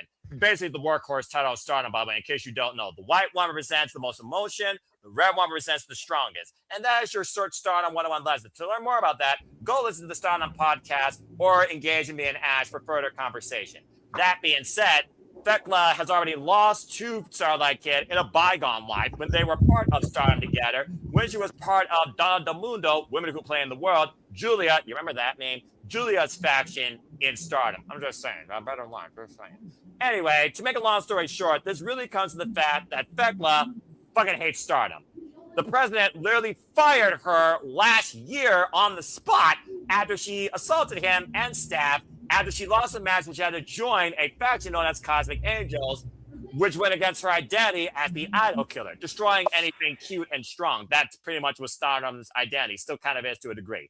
Since then, after coming into AEW, clocking Jamie Hayter last year after Double or Nothing, the Wednesday after Double or Nothing, we've seen the rise of this toxic inclusion of spite and aggression in the AEW Women's Division. That has, of course, thrusted Thekla into the AEW Women's World Championship after you building, of course, the Triangle of Madness with Sky Blue and Julia Hart, and they've been running roughshod of the AEW Women's Division. This past weekend on their last show, The Conversion, Thekla arrived in Stardom again, assaulted the president. Did it in Las Vegas, did it in Japan. Taro Okada is safe nowhere in the world. In fact, she invited Taro Okada to this show to sit front row. Starlight Kid, though, has stepped into the plate to defend Stardom's honor and looks to take the AEW Women's World Championship. It is not too far-fetched for Ring of Honor Gold to go to Stardom or Mexico. But could we actually see, in some way or capacity, Stardom holding the AEW Women's World Championship, even for a cup of coffee? And yes, Starlight Kid is involved in this year's 5-Star Grand Prix that starts in the middle of July. That being said, let's go and lend our thoughts to the women of Stardom and AEW regarding the AEW Women's World Championship. And that's why I went in the order I did. Hello, Ash. So, Ash, what do you think about this? Again, we talk about the fact that we are in the summer of round robin tournaments for both the premier promotions in Japan for women's wrestling and Japanese strong style, New Japan and Stardom. But this whole vendetta that Thekla has towards the Stardom promotion, it feels like to me this is not going to stop at Forbidden Door regardless of this result. But that being said, what do you think about this match? I am looking forward to this match because I've heard many good things about Starlight Kid. I've seen clips and highlights of her in Oh my god, I absolutely love her. She is both scary and adorable. It is amazing. I love There's a her reason why so El much. Desperado endorses her so much I too. love her so much. I can't wait to see her in action. She's I just, love this oh batty my demeanor. god. Oh my god. I can't speak enough about her. I'm looking forward to this match. I can't wait for her to see what she's all about. And with that being said, I see Thekla retaining. Because because I don't think Starlight, as much as I would love the idea that friends of mine have been pitching that Starlight Kid being the mascot and the face of Stardom, getting the AEW title off of Thekla, which would be freaking amazing because, it'd be nice for a change for a Japanese wrestling company to take an AEW title because I'm sick and tired of it being the other way around, but we'll get there when we get to that point. But we'll get there with the next match. I'm sure you'll talk more about that here shortly, but continue. Oh, absolutely. I am. Rest assured. So I see Thekla retaining, and who's to say they can still work that into the tournament, and who's to say the winner of the tournament not only wins the Wonder World Stardom title, that's the title's name, yeah? The World of Stardom Championship. Okay, yeah. They could do possibly maybe a title versus title situation. That is, if Thekla still has the title, that's could be a thing, but yeah, I don't see Thekla losing the title to Starlight Kid. Okay. Well, that being said, Ash has set the bout to the AEW Women's World Championship to Thekla retaining by any means necessary. Madness, Sky Blue, Julia Hart, Miss, Brass Knuckles, and we've seen her run, by the way, if you looked at her matches against Alex Windsor, Persephone, Julia Jamie Hayter, and Mina Shirakawa. It's been a hell of a run for the AEW Women's World Champion, I'm just saying, especially out of that crazy-ass four-way at Double or Nothing. That being said, she got Thekla retaining. Does anybody have Starlight Kid winning? Going once, going twice. JJ? I'm not 100% on her winning, but I feel like the Owen match and this match really go hand in hand, because if Thekla retains, Mercedes shouldn't win. You got a heel versus heel at All In. Right. You would want Maya World to then win. That way you've got the baby face versus the heel. So if Mercedes is going to win the Owen, you should move the belt to Starlight Kid. If even just for a couple of months, because then you've got Mercedes, the evil boss CEO bitch, defeating the beloved Starlight Kid. Fair thought. And again, So, like I said, it's very much a symbiotic relationship, the yin and the yang. Right. And placement on the card, I think, is big when it comes to this match. Mm-hmm. Is this after the Owen? Is this before the Owen? I feel like it should be after. This match. But if it's after the Owen and Mercedes is won, theoretically speaking, I feel like you know who's going to win this match, and vice versa. True. It's and I'm sorry, because I know I'm opening up for a whole other can of worms. Really Nick wants to speak. Emmanuel's got his hand up now. Well, to be fair, it's Dave's one to speak. I'm sorry. No, it's okay. I'm sorry. You know what? You know what? Look at the timer. We're actually doing great here. And let's be honest. We're putting stock into All In, into the World Championships, into what is. That's what wrestling should be, damn it. So that being said, this is good. And I actually welcome this because, like you said, we're looking at Sunday in predictions. But with redemption in between, there's so much that could change even there that affects All In outside the Own Competition Tournament winner. And that's not even 100% safe based on what we're thinking. Speaking of which, and Starlight Kid, to your point, she's got the Grand Prix, the 5-star whatever, tournament going on. So she wouldn't be able to be at Redemption, but the tournament would probably be over come All In. So she'd be able to defend the title there. and she could just cut a couple of like promos to send into Dynamite in the meantime to keep her fresh on television, via satellite type shit. August 23rd, by the way, is how long the tournament runs through. The tournament runs through July 18th to August 23rd. You all can catch it exclusively on Stardom World's service. And then All In is the 30th of August. That's so it's right. the week after. So and again to the point. Yeah, like I said, it makes sense. And then you've got the AEW Women's Champion through the tournament. Yeah, that should be an interesting representation. Though, then again, that risks also anybody that beats her possibly challenging for that title. And we've already seen a change of the guard for the World of Stardom Championship. Crazy Girl Suzuki is the new World of Stardom Champion, finally. So I'm looking forward to that run.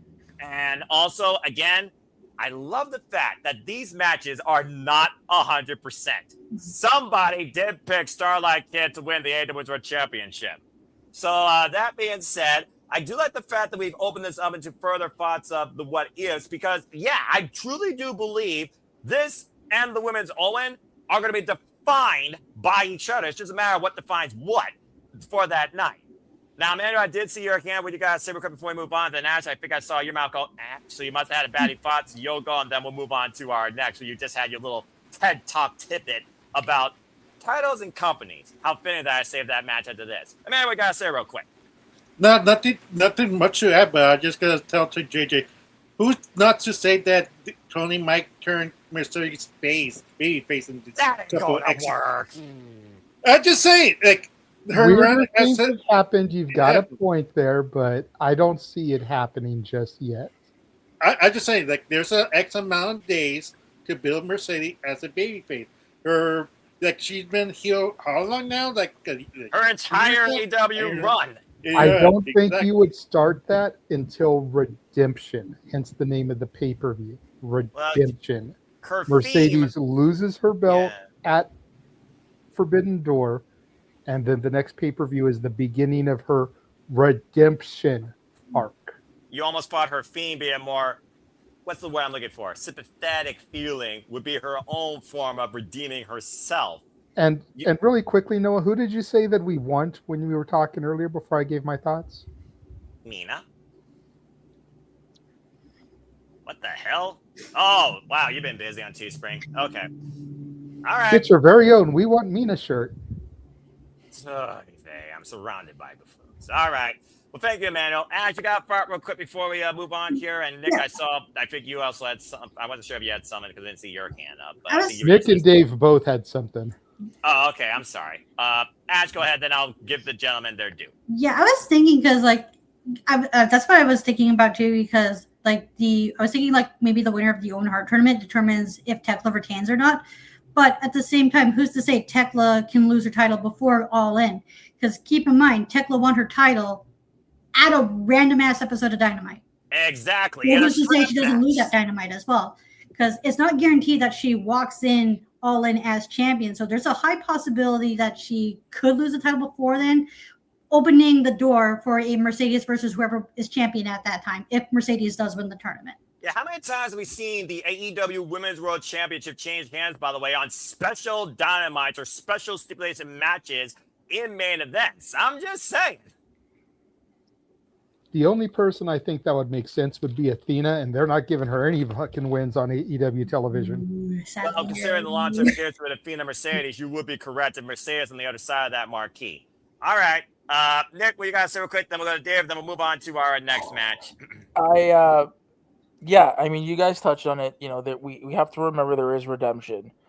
What I think should happen is, remember, the winner of the Owen gets the main event at All In. Well, what if Mercedes is the one walking in to All In as the champion? Because remember, if Maya World wins, you have to. If Maya World wins, that means she has a victory over Athena. Now, if we examine Tony's booking and just booking in general, how does Mercedes get her win back, right? So what if What if Mercedes, just because the winner of the Owen got the main event at All In, well, she could turn around and say, well, I was a runner-up, so I want my spot at Redemption. And then you could do Thekla versus Mercedes at Redemption and having Mercedes win, taking the belt into All In. This match again, Thekla should be winning. I'm sorry to say, we don't need when this pay-per-view is over, and JJ has said it best. I want this door bolted shut for at least a year. I am tired of, and I understand the dual contracts. I get it. I get all that. But once this door is shut, once Forbidden Door is over, please, I don't want to see a lick of Stardom. I don't want to see CMLL or New Japan on our television for a good 8 to 12 months. Grand Slam Mexico in a month and a half. Sorry, brother. I know. It's just we had this conversation, Right. and we had this conversation. We're not going down that. You're right. Hallway here. About the Forbidden Door and whatnot. Yes. Name the concept. Yeah, exactly.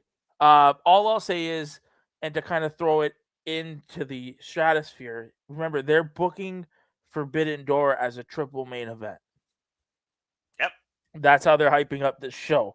So the main events are the 2 Owen matches and the steel cage match. Yes.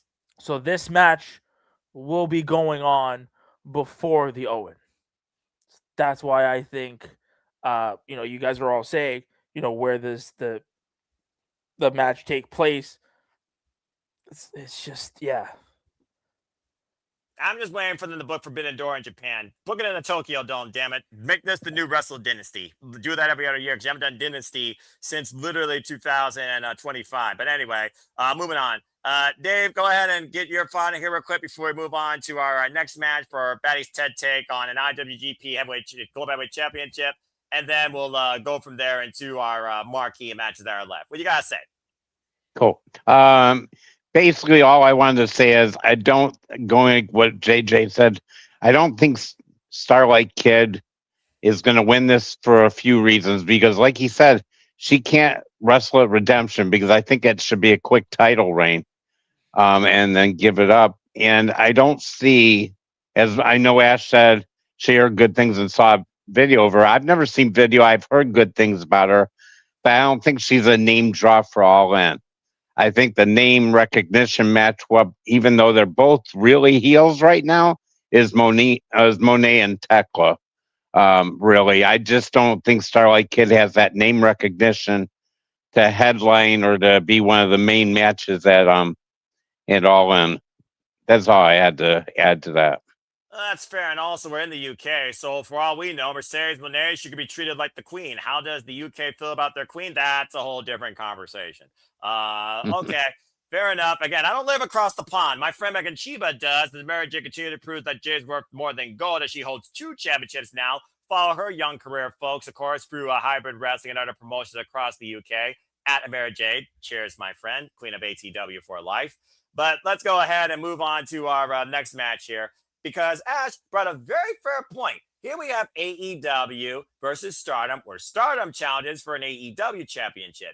Here you have AEW versus New Japan for a New Japan championship. But again, this title, Yota Tsuji got the blessing of Tanahashi that this title be defended against outsiders or intruders on New Japan's honor. Yota Tsuji already lost it once against a real Latino man. Well, does the Roughneck lose it against a bastard? Because Pac, former Open the Dragon Gate champion and inaugural All-Atlantic, for those that don't know, that was the original life of the AEW International Championship. He now challenges Shota Umino for the IWGP Global Heavyweight Championship. For those that don't know, this title was literally made off the work of Jon Moxley and Will Ospreay before David Finlay destroyed it.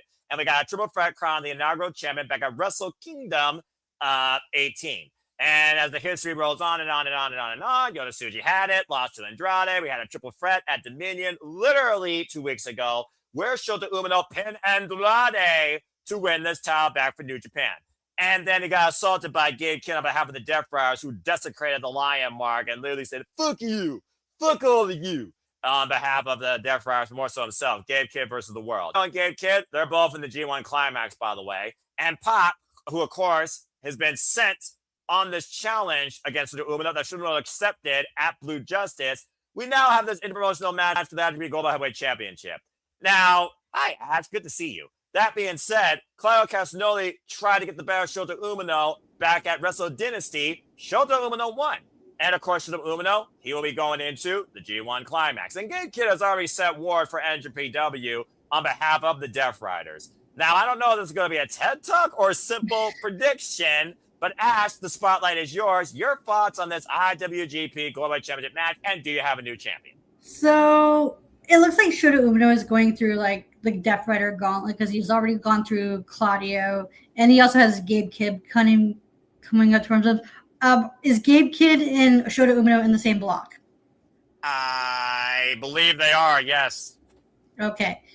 Because the way I say it is, I hope Shota Umino retains because he just won the title. I do not want to see this fucking thing hot potatoed because I do not want to see any more motherfucking AEW wrestlers winning motherfucking New Japan titles. Okay? We can slow burn Gabe Kidd versus Shota Umino after the G1. Okay? Let Shota Umino have a good run with that title. Let him build freaking opponents through the tournament. Let Shota Umino have a goddamn proper run because this is his first and only title. After 19 chances at a championship, by the way. Thank you for coming to my TED Talk. Okay, Ash, thank you for setting up that bout. So that being said, folks, Ash has decided that the IWGP Global Heavyweight Championship will be on retainment. And again, stay tuned. We cover opening day. Ash, here's your G1 Climax blocks. Zack Sabre Jr. and Shota Umino and Gabe Kidd are all in the same block. And defending champion Kenosuke Takeshita is also in the same block as the very man that took the IWGP Heavyweight Championship from him earlier this year. Yosuji. Again, folks, stay tuned. We'll be covering opening day, and you will get a Batty Bracket breakdown on Batty for Wrestling and some men's brand exclusive channels here very soon ahead of opening day. Thank you, Ash. That being said, Ash said champion retains. Does anybody have a disagreement before we move on? Going once, going twice. Good panel.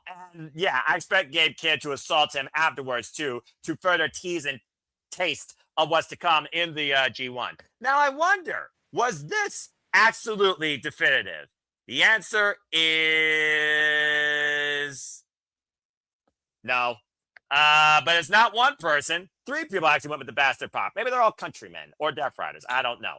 Emmanuel, I do see your hand up. What you guys say real quick before we move on to our last 3 matches? 2 points. Who are these people? Are they getting the Emmanuel cards? Or are they getting this exclusive cards? Where are you getting my cards? Why are you stealing it? Anyways.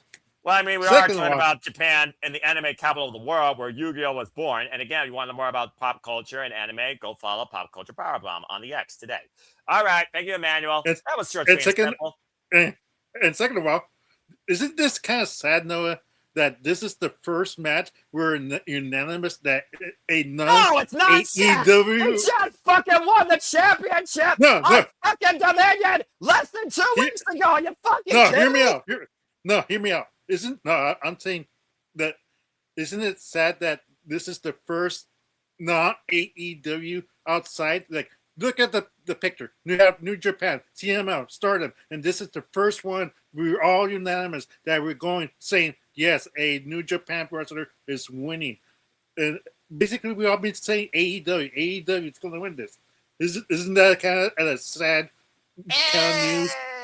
Well, when you put it like that, I guess there's some content to that truth, but it is what it is.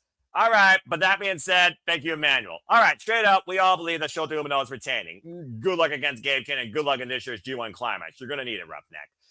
All right, good job, everybody. All right, so since Ash taught Japanese, it's only fitting that she talks about where she's from, because she's Canadian. but she's also a young punk. And also, she's our lovable dickhead.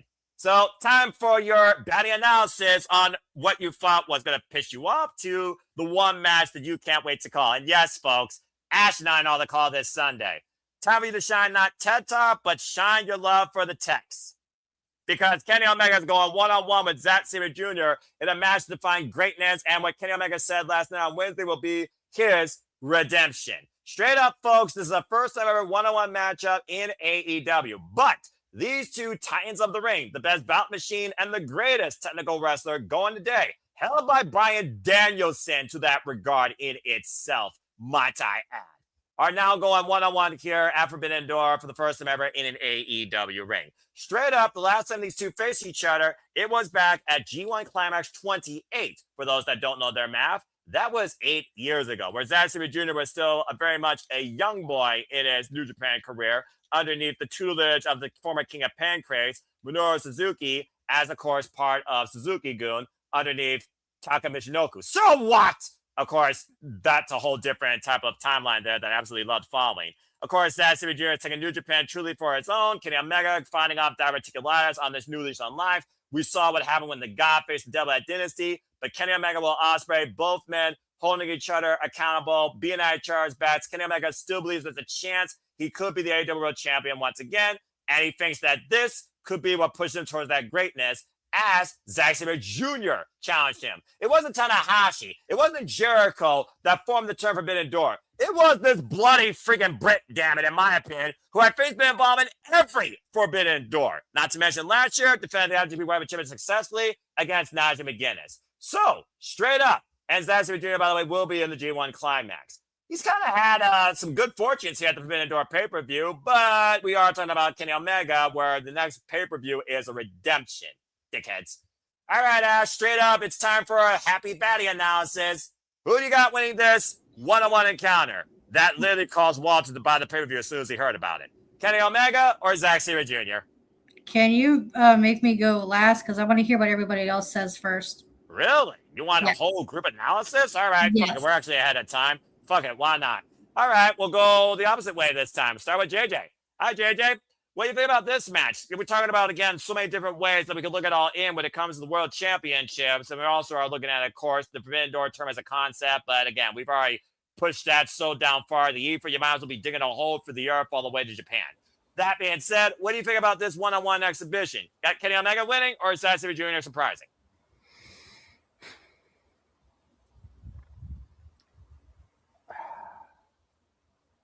Can you come to me next to last? No, I'm just kidding. You fucking dickhead. No, I'm kidding. Look, at the end of the day, as much as I want to go for Zack Sabre Jr., especially since I got to meet him Mania weekend, especially since I had tried to call Ash so that she could talk to him on the phone and she ignored my phone call.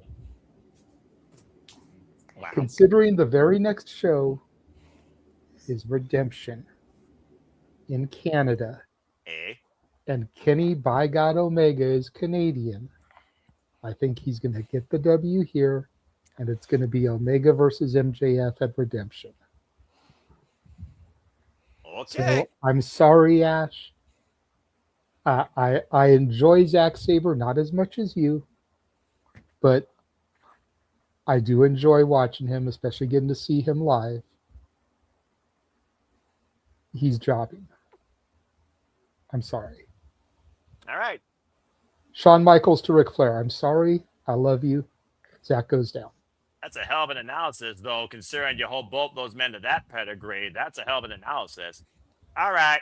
Well, again, though, let's be honest here. No one else in this panel knows more about Zack Sabre Jr. than Ash and me. So, again, let's go ahead and see if the other Canadian wants to say anything regarding Kenny Omega and what JJ said. And then we'll open the floor to the two that might not know as nearly as much as the rest of us. Nick, what you got to add regarding Kenny Omega from Winnipeg, Manitoba, Canada, and his road to redemption? Does it go through Zack Sabre Jr. or, as Zack kind of like cheekily said, just stay out of the hospital, dickhead? What you got to say regarding this? I thought nothing good came out of Winnipeg, Manitoba. Kenny Omega is from Winnipeg. He is, actually, yes. Whoever said that nothing good ever came up from Winnipeg? I don't know what you guys are talking about. Y'all are crazy. Y'all have been hearing things. All right, Nick, speak, bruv. This question, you guys up there can. I'm gonna answer your question with a question. Does Zack Sabre Jr. have any issues with anybody in New Japan? Is he right now, or is TMDK feuding with anybody right now? As Not far that I as can Zack's, think go of, ahead, Ed. no. Not that I can recall. I don't think they're feuding with anyone at the moment. Because yeah, it's really up in the air because I'm not sure because I don't know what Fujita is doing. I don't know what Oya is doing. Mikey's been missing in action. Moné's in Ring of Honor right now. He's here. Oh, nice. Okay, Bad Dude Tito's doing things in MLW, and Shane is doing stuff in Pro Wrestling Noah. So yeah, TMDK is a little bit like the TMDK crew in New Japan. They don't really have a direction at this moment. Okay. Yeah, and Zack Sabre Jr., the latest thing I can see going for him, based on what happened in that tag match at Dominion, he might start a feud with Uemura, who, ironically enough, is also in his block. Mm-hmm. So he has G1 Climax stuff going for him. That's about it on the Zack Sabre Jr. front. Baby, can I get a Joya? Sorry. Bygone line. I mean, you'd be again. It's Kenny for the win. There's no way about it. My thing is, how do you protect Zack? Because I feel him losing straight up, I don't think is healthy for the partnership. Especially when the world champion from the other promotion doesn't even want to show up. So I think that to keep the partnership good between everybody, you got to find some sort of way to screw Zack. So maybe it's somebody in the G1 that kind of fucks him up. And then when you set up, that's how you kind of go throughout the tournament, setting it up for the finals. Yeah, I have Kenny winning because that triple threat at All In is going to be amazing in the main event. Well, we'll see if it comes to fruition. But that being said, he's got Kenny Omega with the victory. And again, when Kenny Omega and Zack Sabre Jr. first faced each other, it wasn't like he definitively put him down with a one-wing angel. He escaped the freaking vegan Hydra with a counter roll-up pin. Again, the human body manipulation and dissection that Zack Sabre Jr. can do to a person is fucking ridiculous. All right. And I can't wait to see how many different ways he turns Kenny Omega into a pretzel. And I can't wait to call it. But thank you, Nick. All right, so we got Kenny Omega. And as far as the poll, it looks like, wow, this is actually the most polarized so far. 7 people went with Zack Sabre Jr., while the 16 others went with Kenny Omega. So it's the most partitioned so far across the predictions form. As David Emmanuel kind of just take this all in. It's like the 2 guards outside Buckingham Palace just standing there. It's kind of funny. All right, so we had a Canadian, we had an American, and then there's me. Look, Ash, you and I are going to call opening day of G1. You and I are going to call this. But the arc right now versus Zack Sabre Jr., if he goes into full dickhead mode, to your point, TMDK as a group don't have a direction, but he clearly has a direction. Hello, you know what he wants. He wants to win the G1 Climax and win back the IWGP Heavyweight Championship. The version 4 title, by the way, not that most beautiful title. Cody Rhodes. Okay. Yes. Not the Cody Rhodes neck tattoo. Neck tattoo? Yeah, don't get me started on that. You're going to get a TED Talk from me about championship glory, and that's going to be a whole different conversation. I'm going to piss off half the internet, and I won't give zero fuck. PayPal. Sorry. No, stop it. You stop it. You stop trying to instigate my rage. You stop it.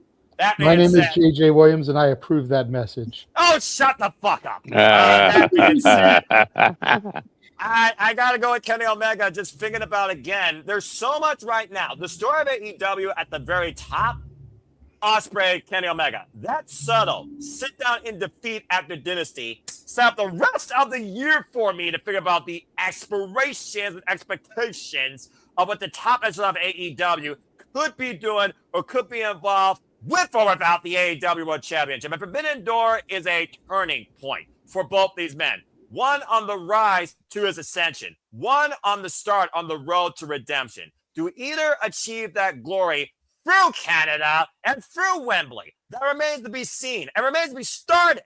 And the only way you start that off is if you have two elements work it out the way it needs to be at Forbidden Door in what I want to see. And one of those thoughts has to be Kenny Omega somehow surviving, maybe escaping. I don't think he won Winged Angels, Zack Sabre Jr. I think this is literally going to be one of those matches where he just finds the 3 seconds. All it takes is a moment, folks. The longest 3 seconds of your life, but the most beneficial 3 seconds you could ever have in your life. That's professional wrestling, damn it. I find Kenny Omega somehow trapping Zack Sabre Jr. and escaping with the win via pinfall. I got Kenny Omega.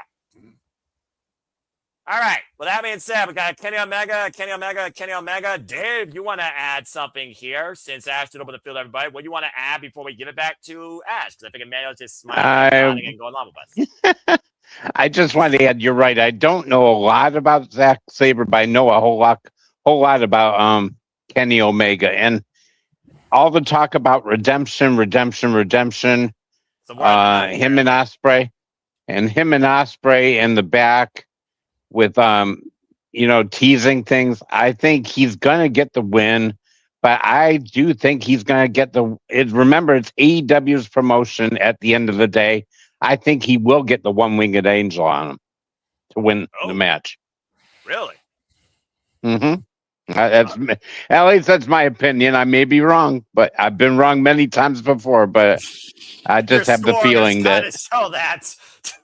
Hey, I'm not that far behind you this year. Last year it started off rough, but I haven't done too bad this year.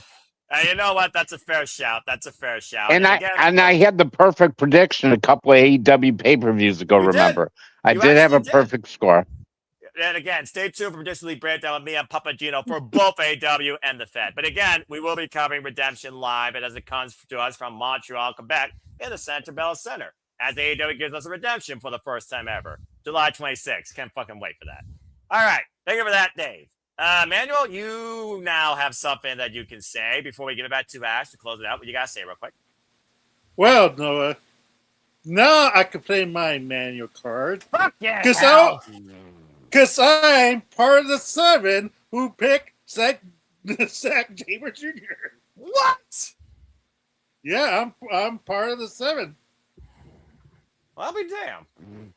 Go ahead. Yeah, this one I can't deny. I actually did go for him. Only recently because of how the list worked.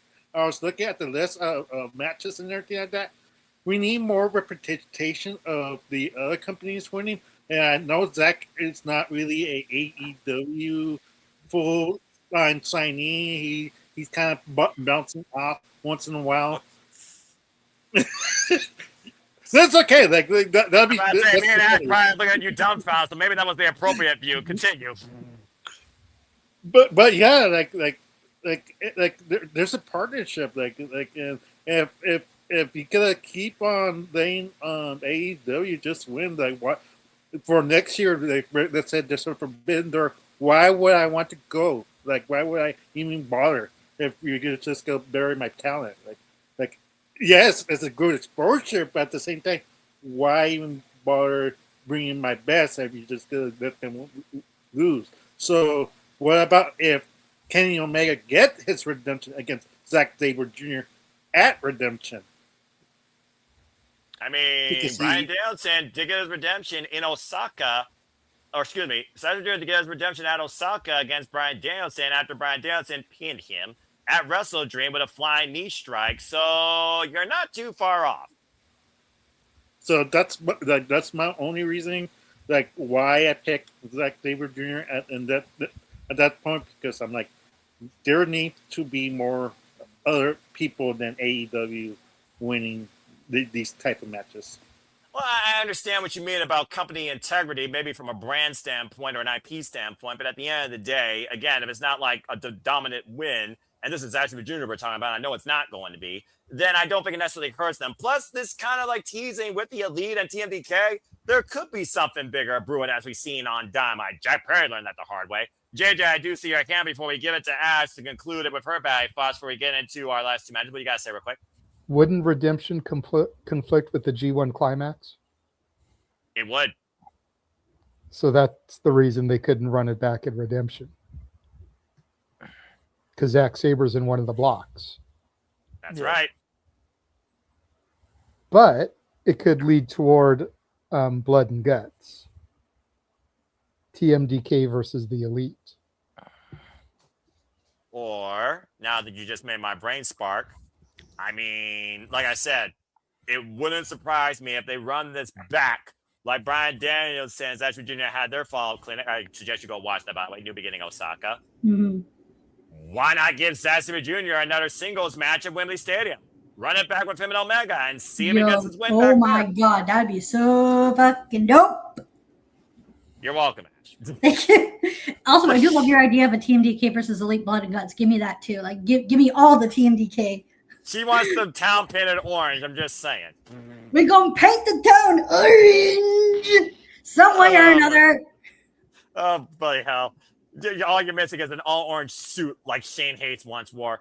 You got your hand up, but you got to say real quick before finally give it to Ash. That was so funny. Oh my God. Just saying, you guys are talking about running it back at anywhere else. I don't think that's the case. I don't see them running anything back for the only fact that it's well documented that Zack is probably the only New Japan talent that hasn't come back to AEW after Forbidden Door.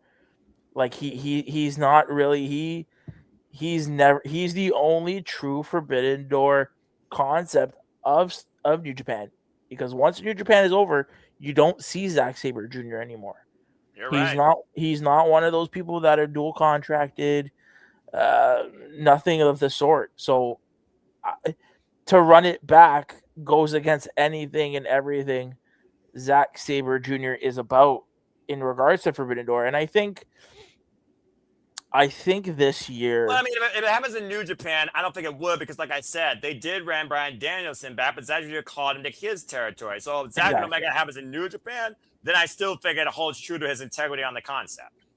But I think we're gearing up Omega for something bigger, and I don't think... That's fair. I don't think he'll be in New Japan, because at that point, if they do run it back, I don't think they run it back before All In. So I mean, if they're running it back after All In, what's the point? Then there's no point. I'm not saying run it back immediately.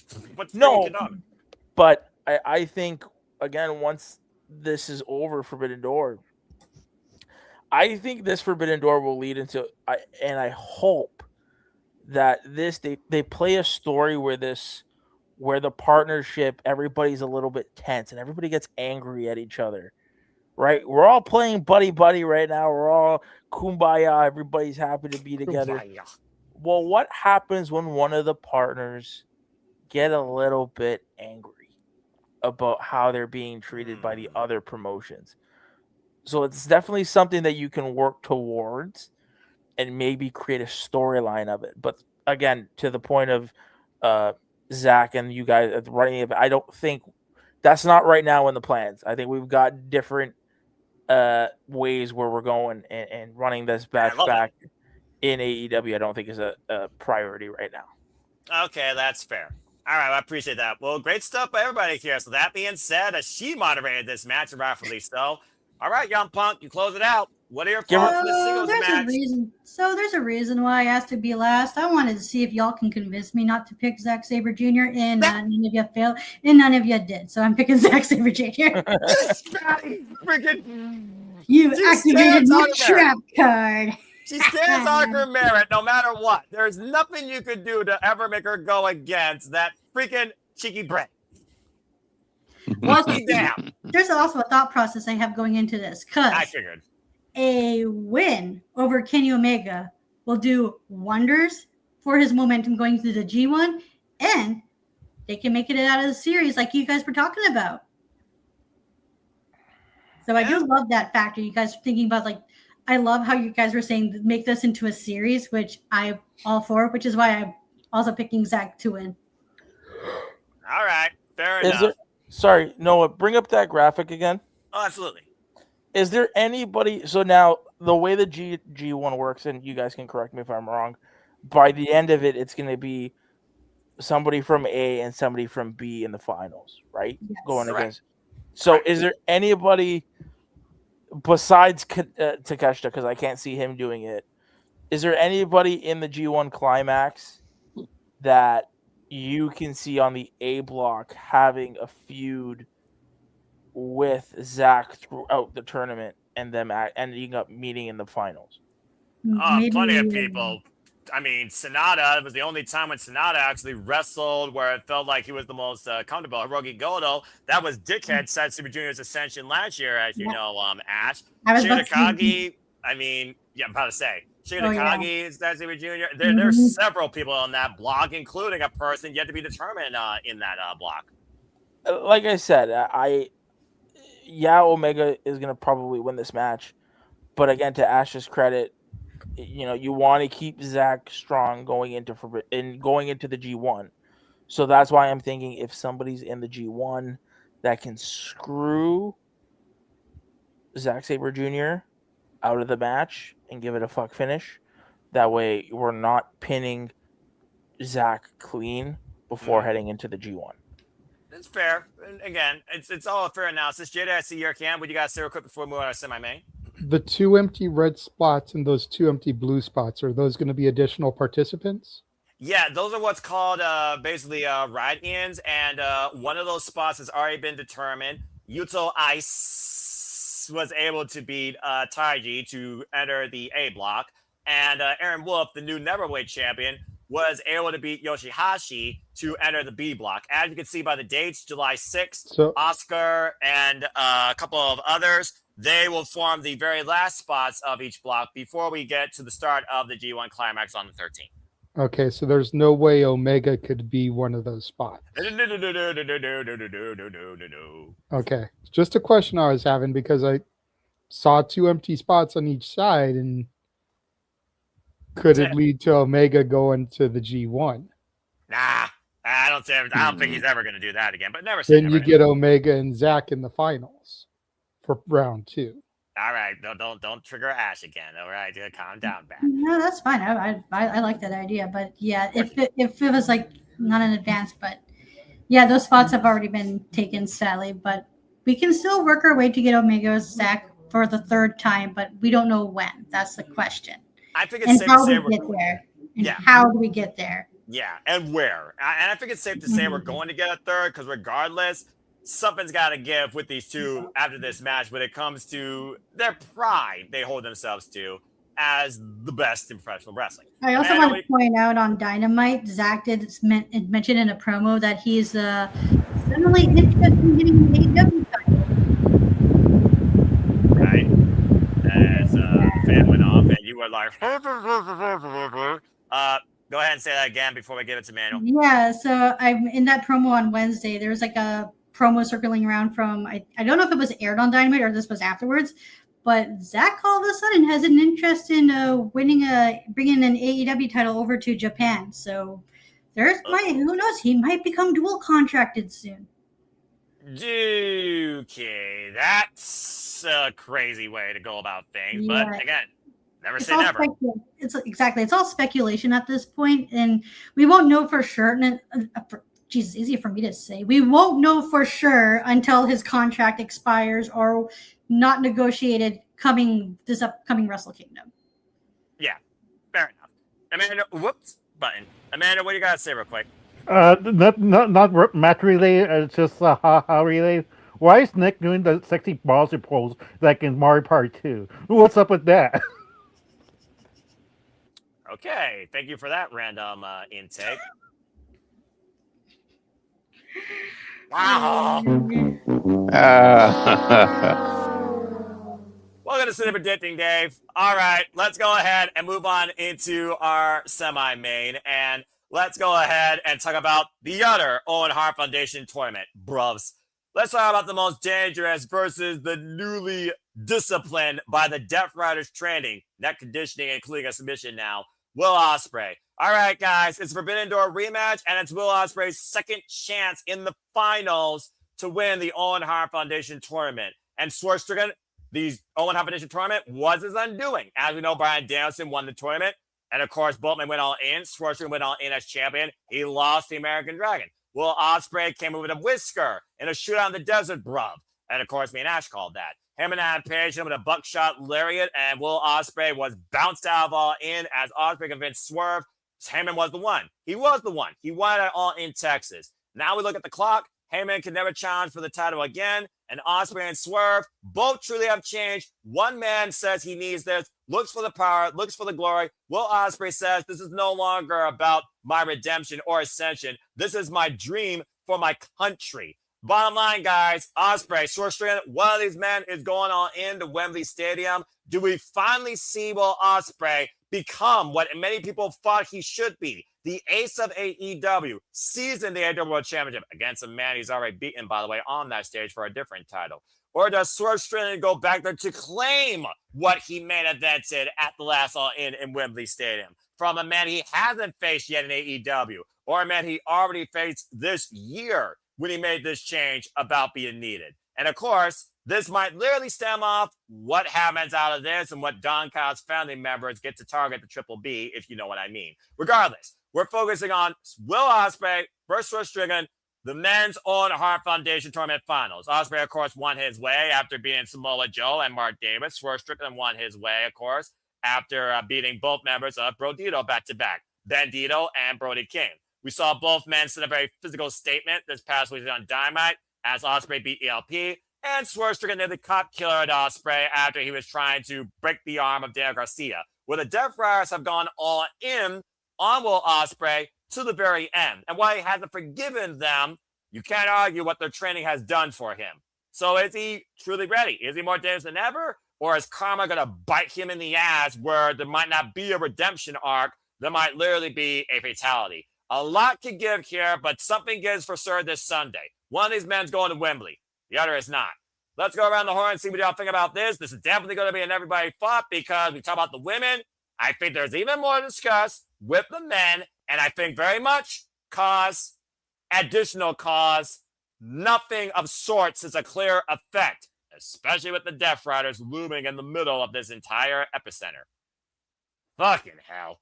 Let's go around the horn and see what y'all think. Dave, you have not started a definitive match, but I think this is one match that you can start because you know both men very well, and you know the importance of implications. So for the first time in WWE history, the floor is yours to kick things off. Who you got winning this year's men's Owen Hart Foundation tournament? And then we're going to go clockwise.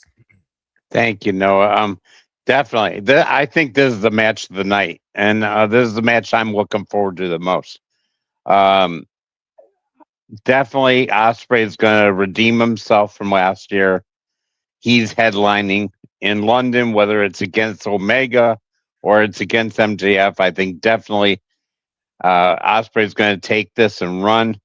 But the story's still not over. Even though he's with the Death Riders, there's got to be an end game to the story because he hasn't forgiven them. They tried to take his career. Something weird's going to happen. I don't think it happens here. I think he gets past Swerve and heads to All In. All right. That being said, he's got the bruv going all in. When the misses, of course, failed, and I saw that sad embrace, I was holding out for Ospreay too. Mr. and Mrs. Bruv, champions of AEW, please, Dave. Just saying. All right, well, thank you, Dave. She's going to be a tag. She's going to be a tag team. His wife's going to be a tag team champion. Like, seriously, I freaking hope so. Damn it. All right. Well, that being said, Dave Chevrolet set the ballot to really, Emmanuel. And you know, through games and movies for more of this nonsense on the N64, one of the hardest games ever played in the N64 history. All right. Let's go back to normal here. Thank you, JJ. All right. Thank you, Dave. He's got Will Ospreay. It is not definitive here, JJ. It is 96% in favor of Will Ospreay. One brave soul picked Swerve Strickland to rule Swerve's house. Again, though, how many times has Swerve taken this chance this year to seize power and glory at the expense of the AEW World Champion or a top tier contender or the AEW title and failed? He first tried against Kenny Omega, failed. But there is one thing going for Swerve. Ospreay has yet to beat him. So again, just keep that also. And Prince Nana very well might be instrumental here. But then again, the Death Riders, every chance, we've seen them. We saw how instrumental they were against Mark Davis when it became an all-out war in that main event. Good Lord Almighty, it might have been the Don Callis family versus the world. So, JJ, what do you guys say here, starting with as far as the Owen Competition Tournament men's finals go, with Swerve, Strickland, and Will Ospreay? What do you got winning? I am Team Bruv all the way. I said it when the Owen was announced that it was going to be Will Ospreay. Before they even announced the brackets, I said it was going to be Will Ospreay. You did. You know, it's all in. It's Wembley. It's the championship. Will it still be MJF? That's a whole other story. We'll get there. I still have reason to believe that it'll be Omega and MJF in Canada. Omega gets the title. It'll be Omega and Ospreay at All In. But I think Will is going to get the victory. I don't think it's going to take Death Rider interference. But I do think somebody will help Will win. A man looking for redemption himself. The Hangman, Adam Page. What? Oh, that's an element I didn't even think about, considering, again, he can never challenge for the title again. And we haven't seen him. Nothing contractual was said. True. Even Tony Khan has said that he wants to find a way to get Page out of that deal. So possibly Page versus Swerve at Redemption could be how he gets out of it. But I think we're going to go back to last year when Hangman, Ospreay, and Swerve were kind of working together. And now that Swerve has gone heel, it's going to be the Hangman that helps Ospreay get the W here as he heads towards his own redemption. Damn. How about Twist of Fate of a different sort? All Tony, right. that's ROWJJWilliams@gmail.com if you need to hire another booker. At least in AEW, you probably would be heard one. You wouldn't have 100 voices, over 50 different investing advertisers shadowing you. Fair enough. All right. Well, thank you, JJ. That being said, 2 for the Bruvs.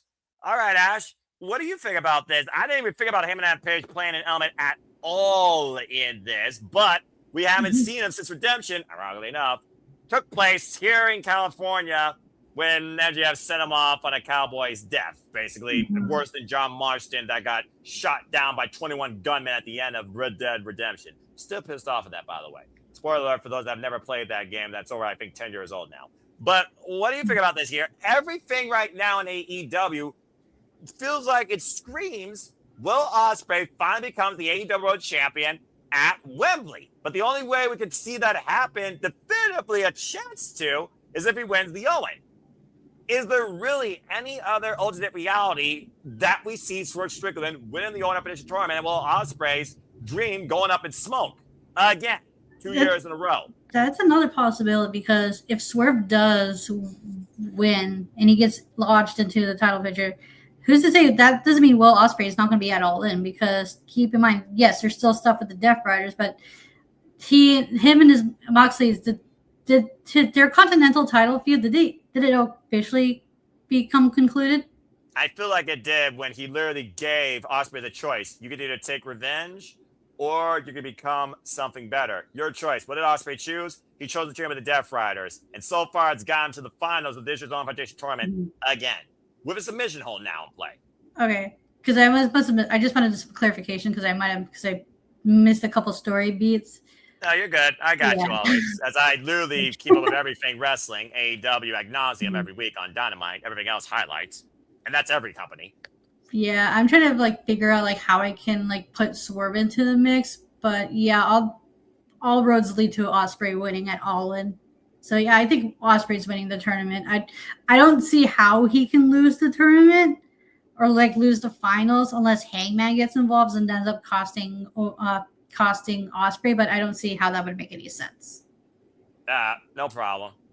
So yeah, I think Ospreay's taking it. All right. I just can't right now.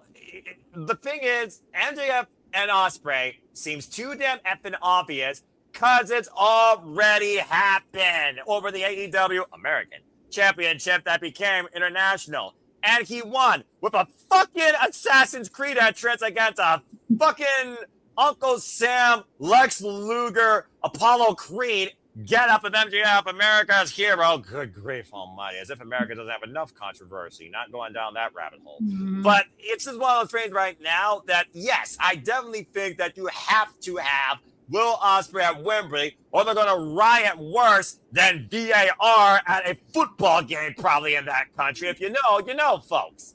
I got to go with Ospreay here. No offense to Swerve Strickland, but I expect this to be downright bloody, battering, bruising, and I expect him to fight for his damn life like it depends on it, because that's how dangerous Swerve's trying to demonstrate he's going to be in pursuing of it. And honestly, I want this to be one-on-one definitive, considering both men's hunger, history, and the fact that Ospreay has not beaten this man one-on-one yet in their respective careers in over 10 years, including across all elite wrestling. I gotta go with Ospreay. It's Ospreay or literally you ruined your ace. Tanahashi retired in January. I don't want to see Will Ospreay retire his chance for the AEW World Championship before Wembley. I'm just saying. Ospreay for the win. Emmanuel, we're on you now. What do you got to say regarding this match? I mean, there's nothing much else to say. Like, I think we're going to be all unanimous that Will Ospreay should win. There's no reason why it's to beat George Strickland at this point. If Will Ospreay's going to beat the babyface of AEW, just let him win. Let him win and Wembley eventually and everything like that. It's going to be hard to... I hope there's diversity in the future for Will Ospreay, because like then you kind of don't want to alienate and be like Cody Rhodes publicly saying I'm the babyface of WWE, because no one wants to hear that. Like, and you're just gonna push away fans, and just like hopefully he has diversity, he has opponents, he brings the matches up and make fire burners that we know that he's capable of doing, and just let's see where it goes. Like, and because if Will Ospreay like loses, I don't know what you do at that point. What do you do with Ospreay? Like, does he get his redemption and redemption? I don't know. Like, what do you do? I don't know. I mean, how many extra lives, how many different continues do you put into the machine before it stops working or before it gets too old to play at a game again? I'm just saying. I fought last year, might have been it, but Texas, everything they did made sense. I do not need to see a situation this year where Ospreay, who doesn't have any title, who is on another road to redemption in a different story arc with help from his freaking arch nemesis, group included, where it ends up being enough of a butt kiss and another paradigm shift that puts him on the shelf for another 6 months. It's now or never, in my opinion. He needs to go all or nothing at all in, not at Forbidden Door. He has to win, in my opinion. All right, well, thank you, Emmanuel. All right, Nick, that's why I saved you for last, because I feel like here, this is the one thing that everybody has said that even you can deem makes sense, and even the result that I'm sure you're going to say has to make sense here, and everything you're trying to set up for redemption and freaking all in as we start the summer of AEW. So simply put, Ospreay, Swerve, say your pick.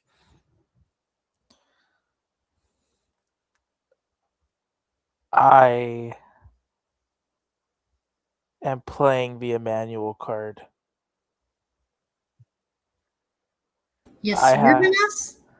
Are you swerving me, boy? Or are you on something that I don't know that Canada has?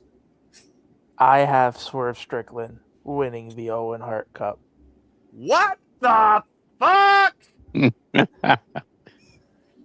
And hear me out. We've all said this is Will's tournament to lose. Yes. How much of a ride does Tony want to take us? I think, and they'd have to tell the story in a certain way But after kind of thinking about it, I feel like, because listen, Swerve's thing is always about power. He wants power in AEW. That's all he's been looking for is power. Yes. Well, how much more power do you need than having the right to be in the main event of your biggest show of the year? I think we're gonna. I think there has to be some way or somehow. I don't know how they should do it, but I can see them doing Swerve Strickland versus Kenny, that being the announced match, and then just before All In happens, somehow you add in Will Ospreay and you make it a triple threat match. Sounds like regardless, you're just trying to get a triple threat match booked at All In versus the singles. Why not? I mean, It hasn't been done yet. No. It hasn't been done yet. Okay. So, you do Will versus Kenny versus Swerve, and that moment there is where Will finally pins Swerve Strickland. Wow. All right then. Just when I thought that I couldn't get a crazier curveball tonight, you dropped that shit, and it actually is very compelling. Thank you, Nick. Dave, I see your hand up. What you got to say real quick before we move on after that bombshell prediction to our main event? Sheesh. The only way I see that happening, the only way, is if we get swerved, and after all this help that the Death Riders have given Will, they turn on him. That's the only way, because I see, you still see a couple of the guys in the Death Riders are not, well, one in particular that's really not a pro Will guy, and that's back. You haven't really seen him be friendly towards them. Everybody else has. But I mean, I think that's the only way you see Will lose this match, is if the Death Riders turn on him, because Nana's going to get involved in this match. There's no doubt about it. He did the other night when he caused them to get the house call against him after he tripped up Will. And I still think also you go by wrestling 1-on-1 with that, because Swerve got the upper hand at the end. And so I don't see that happening. It's a good go out there to have Tony totally swerve us with that, but I don't see that happening. It could be a thing. They could really, you can really tell the story of, Will's been in the Death Riders and he's been learning, but is he ready to do what needs to be done to get to the main event? And you mean like the kill shot, because Swerve has proved that against Hangman. I mean, there's been several matches to that effect, and he's always saying he's the most dangerous man in AEW too.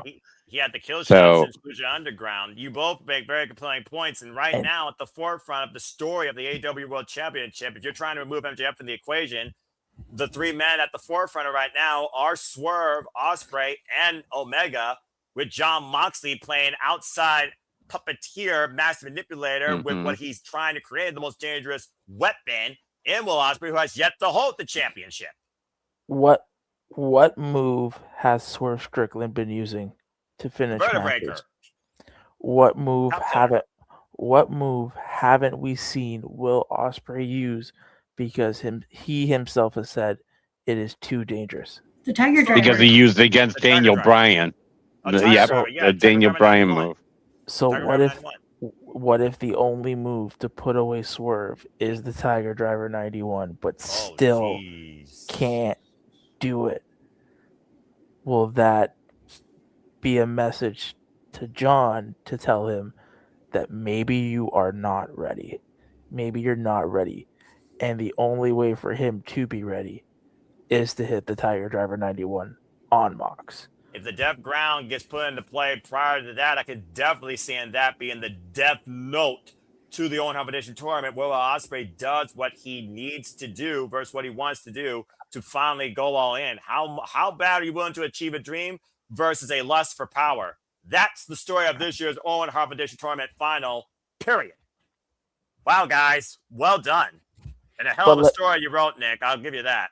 But let's be real. I think, I mean, that's what we wish. We wish that. Well, Tony you would, wish. I didn't concede Yeah. that, honestly. like it goes back to what JJ usually says. My heart would love a story like that, but my brain at the end of the day, it's probably going to be Will. But I mean, just imagine what television we'd get from Redemption to All In if they just put a little bit more effort into it. If that story does happen, not during that time, but some point down the line, full credit goes to Nick Ferrante's Fall on the X Day and support his Mrs. Work, because that sounds fucking amazing. Now I need to see a triple threat with Swerve, Ospreay, and freaking Omega before any of those men are done. That needs to happen now, just period. Okay. And throw in Adam Page and do a fatal 4-way then. You know what? They start off the year, ironically. That's a fair point. But again, let's wait and see. That being said, I'm amazed we haven't even talked about the other man, which is why I saved him for last, because figure about this. All those names you mentioned, none of those names are mentioned in this match, and he already got maybe 4 people breathing down his neck in this match alone. With that being said, a lot of fun, unique fantasy booking. I love the fact that pretty much everything almost was polarizing predictions, except for Shota Umino versus Pac, but we got a great TED Talk from Ash, so that was price of admission itself. But let's go ahead and move right into what's probably going to be our main event, because you got to structure something around the ring as big as what you did last year in the O2. Let's talk about this steel cage match. But at the forefront, it is Mark Briscoe and MJF. Where Mark Briscoe wins, he will get a shot at the AEW World Championship. The Triple B, held by everyone's favorite scumbag, MJF. Maxwell Jacob Freeman. It's Team MJF versus Conglomeration, Darby Allin, Canosa, the Cash Guys, MJF and Vest, and Don Callis and the Don Callis family. Andrade Higalo, Jake Doyle, not Jake something. Kevin Knight, the TNT champion. Kazuchika Okada, Rainmaker. Beach.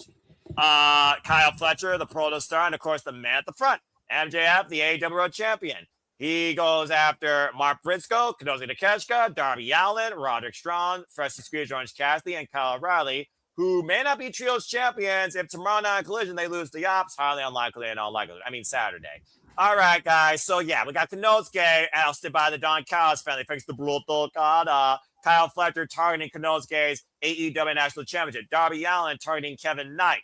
Not the TNT title necessarily. Maybe Kevin Knight's life. We got Andrade El Idolo. How do you know?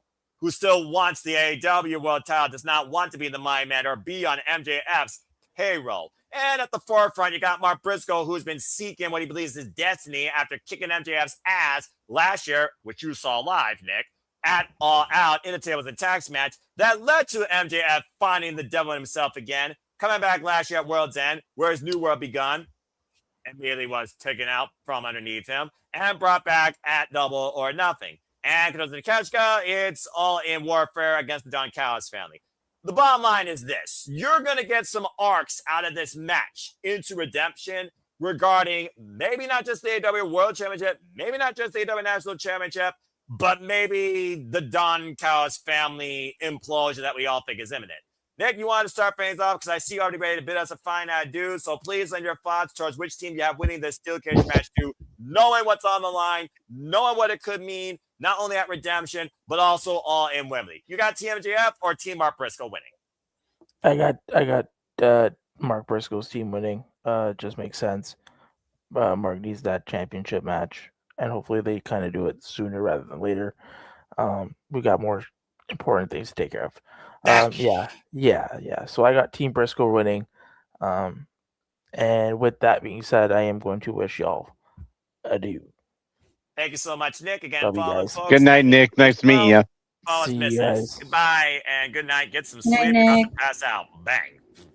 And then number 5. Thank you, Nick. Again, we got to get a Burger King type logo theme plug for him and his missus stuff. Just saying, producer man. All right. Thank you, Nick.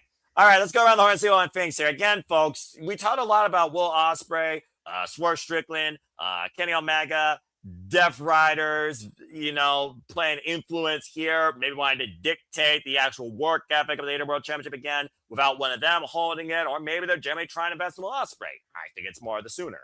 And MJF has already promised if his team wins, Kevin Knight, fine kid, you get a shot. I don't think Andrade and MJF worked well together. How you know? Because he decked him last night on Dynamite, and then he got dropped with a J Driller. The one move, by the way, that MJF has yet to kick out of. Mark Briscoe hit him with it last night where there was no match involved, but it could very well lead to AEW Championship implications. Just saying. All right, let's go around the horn and see what the rest of you think. Dave, as the latest member to the Simply Predicting family, welcome, by the way. Len, your thoughts next. Do you agree with what Nick says? Is it as simple as that? Does it make sense? Or does MJF oust him once and for all from the AEW Championship picture with so much else going on between here, Redemption, Beach Break, and, of course, going all in? What do you think? Thank you. No, I appreciate again having me on too. I think not only is the good guys going to win, Briscoe will probably get the title match, and it'll probably be a Dynamite. I don't think it'll be a pay-per-view. And I think the one that's sitting in Callis' family that's going to take the fall, I think, is Jake Doyle. I think he's the one that's taking the fall. Also, he is an anomaly. also, I think Andrade. I'm not sure if it's going to be here. We know he's going to turn somewhere along the line because he's being passed over by Kevin Knight, the new guy, being passed over by everybody. MJF basically went right over him the other night, and I think he could cost them the match. Also, I just think after he got hit with the diamond ring the other night, I think it's probably going to be Andrade costing them the match too. All right. That being said, 2 for Team Mark Briscoe. All right. Let's see here. Emmanuel. Wow, this actually is really pretty polarizing. I'm impressed here. 61%. That's the majority. Went with Team Mark Briscoe. But 40% went with MJF. Again, it almost is 50-50. So, Emmanuel, also, speaking about Kevin Knight, Kyle Fletcher, they kind of butted heads when Kevin Knight was introduced to Duncan's family, considering Kevin Knight is holding what Kyle Fletcher once coveted so dearly with a pink strap. Now, right now, the whole idea of going after Konosuke Takeshita might change his narrative, but then again, Okada, he also had his hands on that title too after they ousted Konosuke. I'm just saying, we're talking about triple threats here. I think there's another one on the horizon that might be sooner rather than later. Emmanuel, though, what team do you got here in the steel cage match? Yeah, I still have Mark Briscoe and team to win this, Noah. Only because didn't MJF win and the Kyle's family win a tag team match? They did. 2 weeks ago on Dynamite. Yeah. They did. Okay, just to confirm before I said anything else. And that just makes it more obvious that this is the outcome that we're going to have, because eventually there has to be dissension between MJF and the Cows family, this union or teammate or whatever partnership, if you want to call this, is not going to last that long. MJF really deserves better than a cage match. Let's face facts, Noah. This is not for MJF. MJF should be defending his title, not in this stupid match. But it is what it is. He's a team player. He's going to do what is being asked. It's just a shame that he couldn't be doing something else. Of course. I mean, again, though, the fact that he is now, of course, a 3-time AEW World Champion to being Darby on Darby or nothing, there's that. But it also sounds like we're already changing the guard again very shortly. Just maybe not with Mark Briscoe winning. Dave, I do see your hand real quick. What you got to say before I give it to JJ? You're muted. Botch. We're live, pal. We're live, pal. No.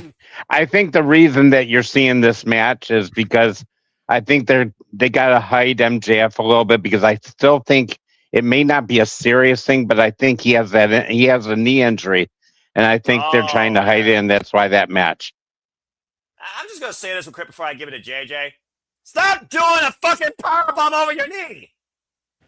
Anyway. My rebuttal is this: like, is it really a wise idea if he is legit injured in his knee? Is it really a wise decision, Tony, to have him in the cage match? Just say.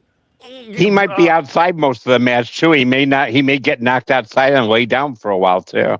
He also might just hide in the corner for all we know and have literally the people he invested in do the work. Exactly, he's paying them. That's how MJF is. That's his shtick is let everybody pay somebody and let them do the work, like the Hurt business or the Hurt Syndicate earlier. And he'll be on commentary for half the match. I can see that honestly, just to piss off Tony Schiavone, and God bless Tony Schiavone, the most unbiased, just don't give zero fucks, working 50 years in the business still. Again, JR, God bless you, man, but you need to take a step back. And shout out to Rebel, by the way. Please show support for her, Rebel Hart. I watched Schiavone before most of you were born, so.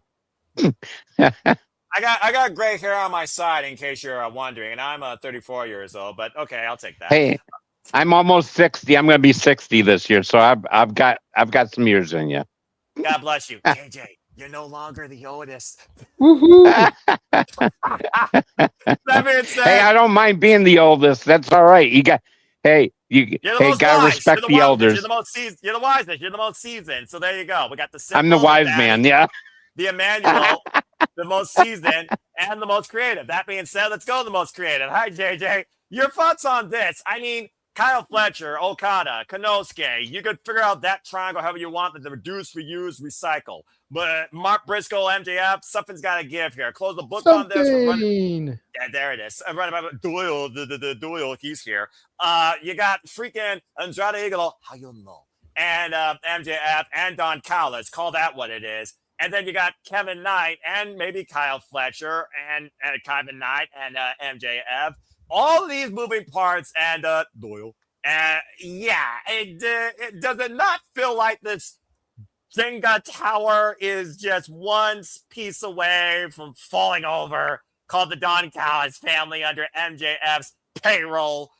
What do you got to say regarding the steel cage match? What team do you got? So this match is interesting because I've talked a couple times about Omega winning the title at Redemption. Yes. But if there's one reason for Omega to not win the title at Redemption, it's the fact that Andrade may cost MJF the match, setting up El Idolo versus Maxwell Jacob Friedman at Grand Slam Mexico. How many times have we heard Don Callis says, just play along, just wait, and I will make sure you get your title match. You remember the last time that someone wanted to play on Don Callis' schedule and win the business for themselves? What did that lead to? Oh, yeah. Konosuke winning a championship and then being ousted by the Don Callis family the hard way. But nonetheless, who's a champion? Anyway, continue. And then you can go ahead and bring that down.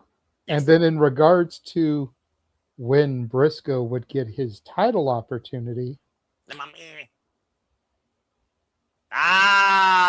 Beach break, Wednesday, July 8th. That way you squeeze that in before Redemption. Yep. It's a TV special, so it would make sense for MJF to defend it on it. Happy for it. We're calling it. And yes, folks, we will be covering it. Maybe I won't be in a suit. Well, actually, I still will be. I'm always going to be in a suit. But I think for Beach Break, you ought to break tradition and wear like a tank top and sunglasses. What? It's Beach Break, man. Take a break I ain't gonna do that shit. and wear some beach attire. I don't got no beach attire. I got short sleeve polos. Okay, then do a short sleeve polo at the very least and sunglasses. Sun's out, guns out, Noah. Maybe. No one needs to see these, all right? They're freaking twigs. But okay, JJ, continue your thoughts. Okay. But yeah, I mean, it's obvious that Briscoe's team is going to get the dub, I think, because then you set up another title defense for Max between here and Redemption. Like I said, you probably do it at Beach Break. You're not going to do it at Dynamite in San Diego the Wednesday after this. Not unless MJF just wants to literally get this done real quickly. I mean, if MJF's controlling the narrative, I'm just saying. But MJF is controlling the narrative. He's not going to go through a cage match and then 3 days later put his title on the line. He's going to make Briscoe wait as long as possible. That's fair, actually. I can see that. And, like, you can and again, Beach Break is a special. It's not a pay-per-view, but it's a TV special. And it'll be right before Redemption. So it makes sense to squeeze it in there. That way you can still build towards what is probably going to be Omega versus Max at Redemption. Fairway to Hell had Darby Allin versus Pac for the AEW World Championship, so TV specials have definitely had the title on the line. But I think this match is going to definitely set up the one match with Briscoe's team winning, and then potentially set up the second match in Andrade versus MJF at Grand Slam Mexico. Which would actually be after Redemption, because I believe that is August 5th, which is also between and before All In. Yes. Mm-hmm. Oh boy.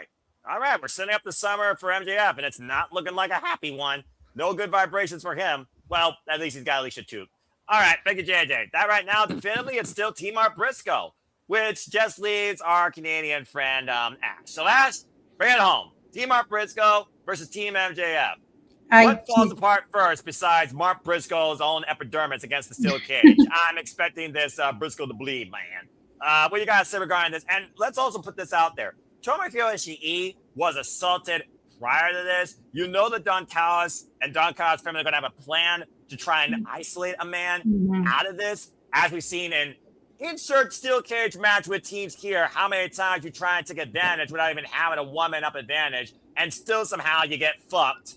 Hello, Black and Gold NXT with freaking Undisputed Era versus Ricochet, Pete Dunne, and War Raiders. Most recent example for me, I'm just saying, but that's all different cards in our day. But I expect my boy to come back with a vengeance. But go ahead and lend your posters this. I was going to say, I have also Team Briscoe winning as well, setting up for Beach Break. Ash will be in her own beach attire during that call, I assure you. I won't be able to because I have assistant manager duties that day. I'm going to be closing up shop. Closing time, and it sounds like we're calling closing time on MJF's run at All In, but that, again, is hindsight, not a reality, and I'm just messing with you. But all right, also, Redemption, I might be able to do for Redemption. I won't know for certain because right now I don't have any assistant manager duties, but they might have me doing other duties that day. So that's pending right now. So I'll keep y'all posted when the time comes. As always, prioritize our passions, protect your mentality, and just do your best when you can. But I expect MJF is not going to enjoy Sunday night after this. No, not at all. Look at that friggin' matchup, by the way. We talked about everybody on the opposite team except Doyle. It's like the extra person that used to be in Evolution before Randy Orton took the spot, or who else was a body inside a freaking faction. I think you brought that up once with the... It was Batista that took the spot. It was Mark Jindrak originally in the vignette. Yeah.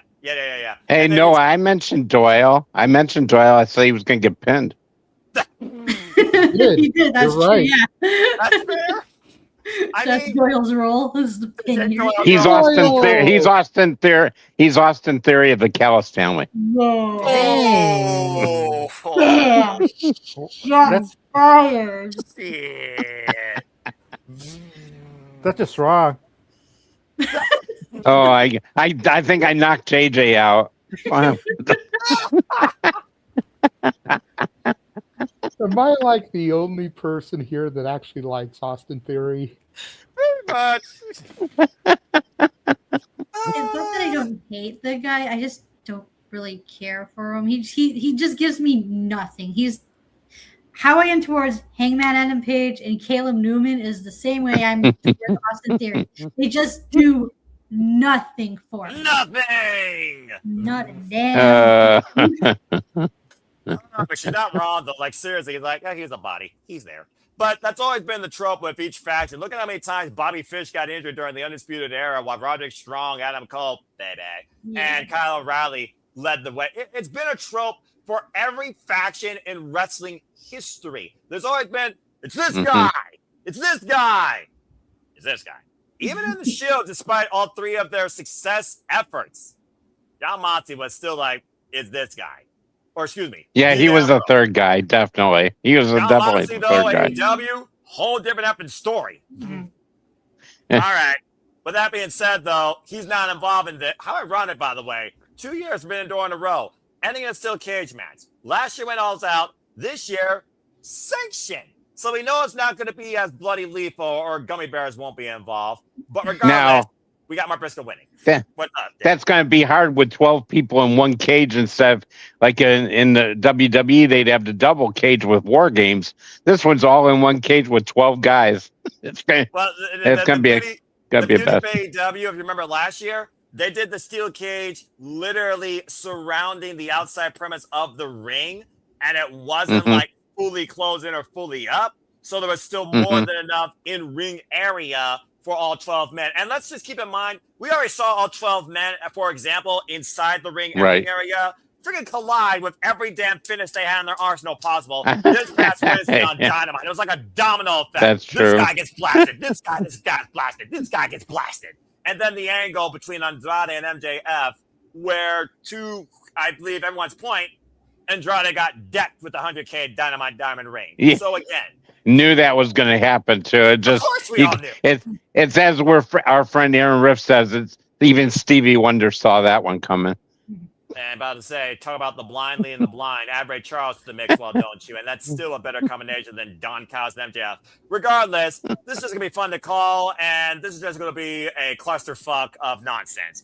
Team freaking Mark Briscoe for the win, and then set up Darby Allin versus Kevin Knight, and Kazuchika Takeshita versus Shuko Okada and Kyle Fletcher, and MJF versus Andrade El Idolo down the line, and see who leads the Don Callis family next. But that being said, that's Forbidden Door. So again, folks, what are your predictions? What are your thoughts? Do you see someone else stepping through? Does somebody shining the brighter outside AEW?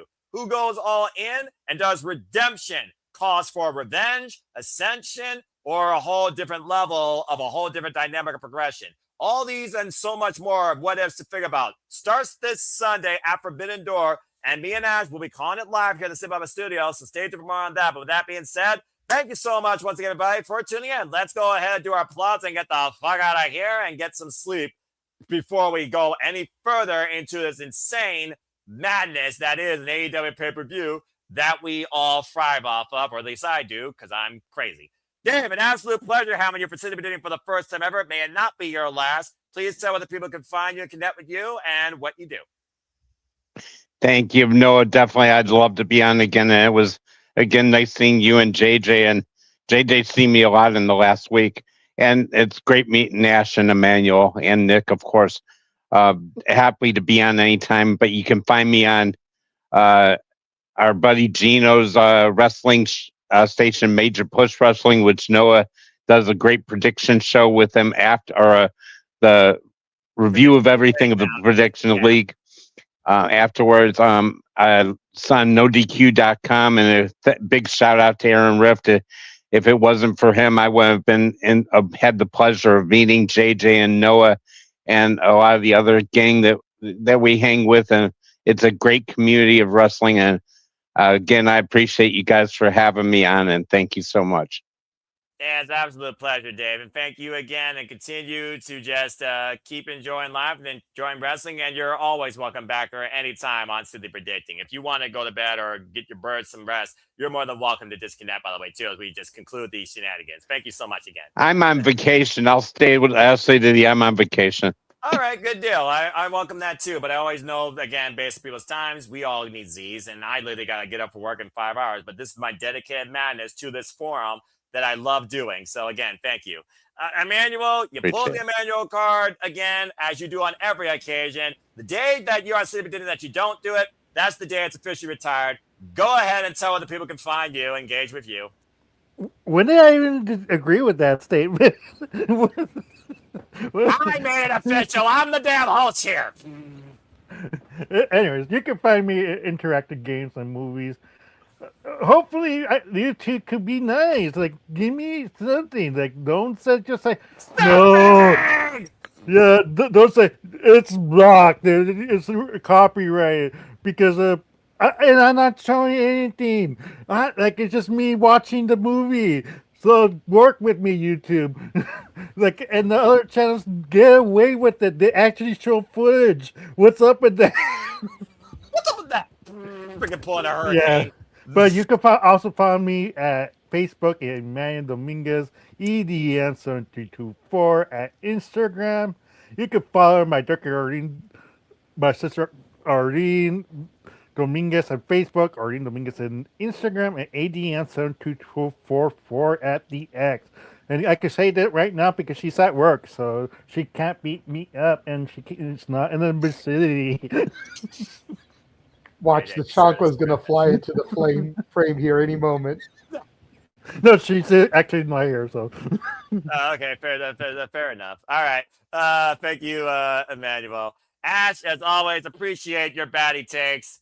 Always appreciate you. I'm looking very forward to calling this pair with you. But go ahead and tell the people can further engage and find you. Yeah, it was nice meeting you, Dave. It's nice meeting you, Dave. You can find me on X, the app formerly known as Twitter, at ShadowBadAsh, occasionally talking in the spaces once again, but mostly listening in.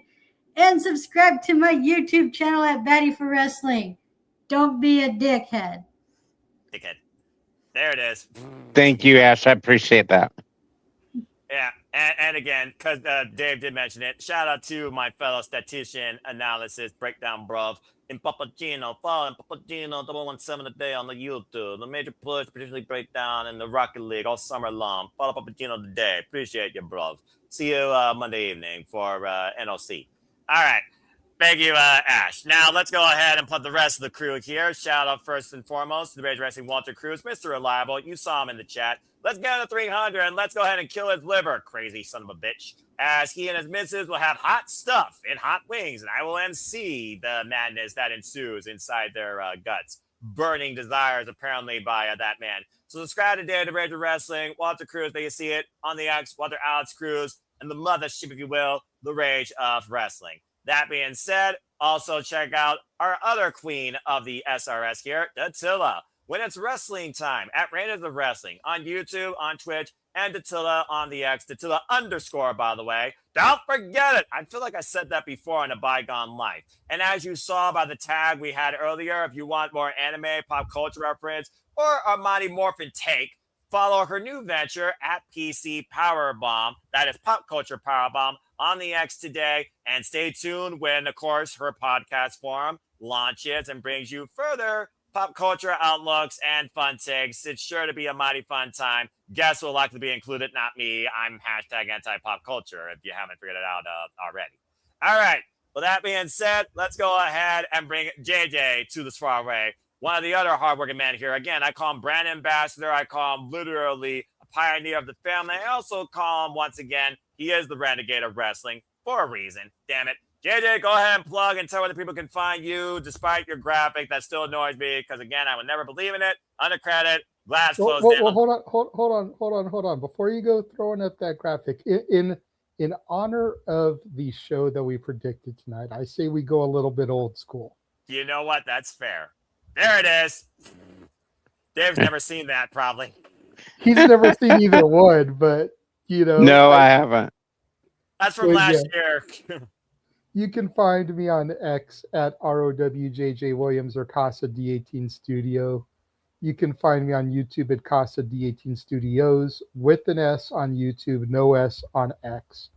You can find me on Instagram at the Renegade JJ Williams. Also, of course, follow the Simply Reliable Studios on X, as that's where we post all of our huge announcements. That's where we do live streams and watch-alongs and interviews, and I believe this is actually going across there right now as well. So, you know. Oh, well, there you go. Thank you all so Speaking of interviews, make sure you go into the archives, as earlier this evening we talked to Royal Prestige, Tavon Jordan, and Majestic, the Pro Wrestling Symphony Tag Team Champions based out of Tennessee. Was a fun hour and 45-minute interview that included Dragon Kai, that is Sensei Wade and Student Colin, crashing the interview, starting shit with Royal Prestige, which ended up in a match being announced 4 July 11th 's Pro Wrestling Symphony Free-for-All show, where Royal Prestige and Student Colin Royal Prestige will defend their titles against Dragon Kai. Good boy. So all that was set up on our show, on our interview. Go back, check that out. It was an awesome interview. And then check out our merch. We actually have a merch store now. You can find it there at that URL. Bam! We've got Simply Reliable Studio shirts built in our regular logo. We've got a Bones type design for Halloween. We've got a Christmassy style design. Look at this guy. We've got our Saturday Shenanigans shirt. We've got one for the Rage of Wrestling. He's been busy. We've got another Walter Cruz one, I Speak Typo. And then we have our We Want Mina shirt. Oh, bloody hell. And yes, you can purchase an Emmanuel card t-shirt, as well as stickers, coffee mugs, and even women's designs, not just men's designs. All at that link right there. And then if you go to the description on YouTube, you can just click the link and you'll be directed straight to the store. You have to remember to put that in by default in the link in YouTube from now I on. do. In any description. Oh, okay. I do.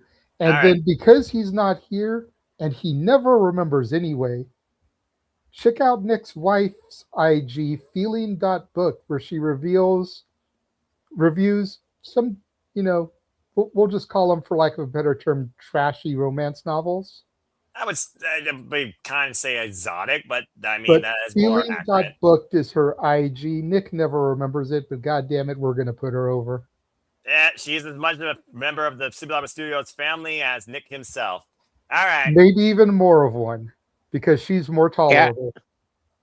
Ash, what was your handle on YouTube again? I'll go follow you. It's a Baddie for Wrestling. Baddie for Wrestling, okay. Yeah, Perfect. I don't upload Okay. as frequent, so just giving you a heads up. But thank you for subscribing. And again, Oh, stay tuned. definitely. Stay tuned when Ash and I do a batting bracket breakdown for G1 Climax regarding the opening day and the field this year. Date and time to be determined, but stay tuned. It might even be live. And thank you for that, JJ. Again, we'll talk more about that later. We've got to get through Forbidden Door first. And this weekend, God help me, or Lord help me. Again, I'm Christian. Again, thank you all for tuning in. I know. What else do you have lined up for yourself this weekend, Noah? Because this is not the last prediction show for you, is it? No, it's not. This is about as busy as I've been since WrestleMania, and I will get there shortly. Thank you, JJ. Great segue, and thank you all for tuning in. If you want to engage with me, find me on the X and on YouTube if you try and if you choose and if you dare. And then Foster in 1916 for all things wrestling. Shout out to W Fam. For I am nothing more but a simple man and a lifelong fan of professional wrestling. Got it. And again, to JJ's point, I'm bloody crazy. You've seen 2 super days this week. You got 2 more coming. In fact, one comes tomorrow night. Stay tuned, 11:30 p.m. Eastern Standard Time, as we will be predicting Night of Champions, ahead of our coverage on Saturday afternoon that will be headlined by Walter Alex Cruz and Jeff Mother Effin Meacham. And then once Night of Champions concludes in Saudi Arabia, one last city predicting to include your weekend with the impact we want to leave, as we simply predict TNA Slammiversary. That will be at 4:30 p.m. Eastern Standard Time on Saturday afternoon, and then you all could rest and enjoy both of those shows, of course, of Slammiversary and Forbidden Door come Sunday night. And again, after this whole weekend, periods conclude, and to my knowledge, the only one we're calling live. Yes, JJ, I see your hand. Go ahead and do your thing first. I'll just bring it up afterwards. I just wanted you to know I needed to. Oh, all right, fair enough. And as always, again, stay tuned after these weekend previews conclude, as I will do Predictions League breakdown with Papadino for W9 Champions, 10 of the 6 p.m. Eastern Standard Time Monday night, and of course AEW Forbidden Door, tentatively 6 p.m. Eastern Standard Time Wednesday night ahead of Major Push Wrestling. As I believe the upcoming Dynamite is a standard Dynamite that will not be a live watch-along show, despite the Survivor Fittest match I think taking place. Again, good luck to Micah and or Sky Blue, whoever qualifies for the rest of the field. As we're new TBS champion, and Will Nightingale, get well soon. Also, shout out to Rebel Tania. Again, that Rebel Hart still being as strong as possible in her battle against ALS, a champion during such a time of turmoil and struggle. Nothing but love to her. Mad respect. Yes, Ash, I see your hand. I might be able to call the July G1 with you. All right. Again, we'll talk more about that course as, again, you have so much coming up, and you guys will see that, of course, in our upcoming watch-alongs in the watch-along schedule. But as JJ pointed out, the next Dynamite that we will be covering officially will be AEW Dynamite Beach Break after the holiday as we celebrate the 250th year of America. As far as coverage this week, we're covering Night of Champions live, and we're covering Forbidden Door live because priorities are with passions and budgeting matters. We will not be able to cover Teen National Anniversary live or NXT Great American Bash live due to network restraints and wallet restraints, but they will be covered on demand. I promise you all that. And for right now, that's all I really have to say. JJ, I see your camera. You got to say real quick. That's where I wanted to piggyback. I am still waiting on confirmation from Walter and Nick. But in addition to doing Forbidden Door on Sunday, we may be doing a GCW double feature, as there is America's Most Wanted this Saturday at 11 Eastern, 8 Pacific, because they're out here in LA. Obviously, that would conflict with Shenanigans. And then they're doing their Sunday show, 8 Eastern, 5 Pacific. So there is conversation being had about doing America's Most Wanted, 3 Eastern, noon Pacific, kind of as a lead into Forbidden Door. Nice. And then doing the Sunday show as a simulcast while Forbidden Door is happening. So all the wrestling. Be on the lookout for the X accounts because it will be announced on there if we are doing it. If we have confirmation by the Slammiversary, simply predicting, since that is Saturday, then I'll announce it there. But make sure you're keeping your eye on the X because we'll announce it there if we do it. But that's the other thing I wanted to bring up. Considering the fact that wallets and TV constraints are an issue, we may be doing the GCW double feature, 2 shows one day. I think the last time we did that was when a former companion of ours and I did TOS and Cage of Survival from last year, all on the same day. So. Again, Survivor Studios looking to be your most reliable, honest, but open industry-wide coverage for all things professional wrestling, from the backyards to the big stages, to the independents, to the big two, to everything in between, including but not limited to HOG, OVW, friggin' Prestige, friggin' Pro Wrestling Symphony, House of Glory, you name it. We will do our best to bring you some inclusive coverage or knowledge or fun outlook inside it. Because that's the love of the business that we want to demonstrate. You know what? Since you brought up the backyard, I was going to let you get out of here and end this, but you brought up the backyards. So I have to bring this up because it was announced last night in my impromptu space that I did that come July, let me double check the date here on my calendar, July 2nd, we will be having Nasty Leroy join the show, be doing an interview. He is a former student of the Nightmare Academy. And part of the reason why we're doing this, tying into the backyard, is he is on the poster there for the GCW Backyard Wrestling Show. That's a give me. So we figured what better time to bring him on and finally get him in for an interview than the fact that he was being promoted on the GCW poster. But you mentioned backyard, that triggered that in my head. There we go. Nasty Leroy, someone that Ash and I have interacted with for the better part of the last year plus. And we're finally going to get to have a sit-down interview with him. If that doesn't scream you and Ash at the forefront, I don't know what does, but that's freaking awesome. And again, we're here. This man has what he calls a rat bastard list. Yeah.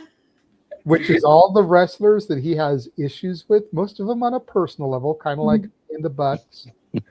So listening to him divulge his rat bastard list and why everybody is on there, including your current reigning and defending AEW World Heavyweight Champion, should be enough of a reason to make you want to tune in and enjoy that interview.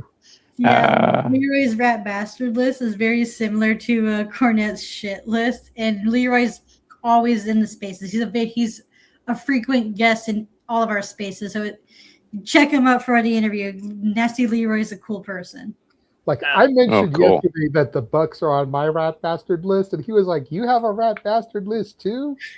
I was like, "No, I just don't like them," and I figured I'd pop you by using that terminology. And he's like, "You did pop me." All right. Well, that being said, I'm going to finally deflate this plug train and finally put us into the station we've been able to find at Duke as I conclude with this. As always, folks, there are no winners, no losers, no bears, just fans with opinions for this passion we all share. At the end of the day, support one another, respect each other, protect your mentality too, treasure your families, and just enjoy life and enjoy professional wrestling. It's truly as simple as that.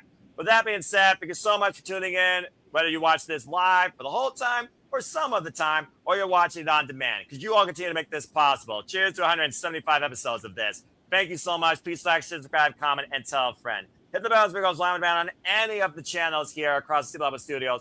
Follow us on the X day if you haven't already. And hit the subscribe button and the bell. And I assure you, the content, creativity, the shenanigans, the madness, the bookings, the predictions, the interviews, and the ongoing festivities that we bring you forward here are not going to let up anytime soon.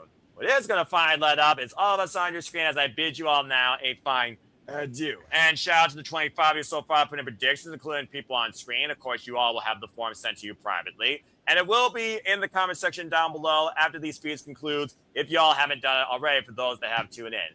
On behalf of Nick and the missus, on Ash, on Emmanuel, on Dave, on JJ, on all of you in the chat that have engaged or simply tuned in, whether you're a young punk, a sicko, a casual, or hardcore, or some sort of professional wrestling fan that's fine, or just like listening to what has become an alternative podcast for wrestling predictions, it seems, late at night. I am the son of Noah Foster, reminding you as always to make a positive impact in life. Have a good night. Thanks for tuning in to another episode of City Predicting. We'll see you tomorrow night, 11:30 p.m. Eastern Standard Time, if you're on the West Coast. Friday already, here for Night of Champions, Simply Predicting. Have a good one, folks, and we'll see you very soon.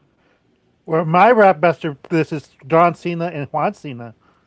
Will you stop that? The two and Arlene can't get you, but you're seriously setting yourself up for a beating, Emmanuel. Good grief. Good night, folks.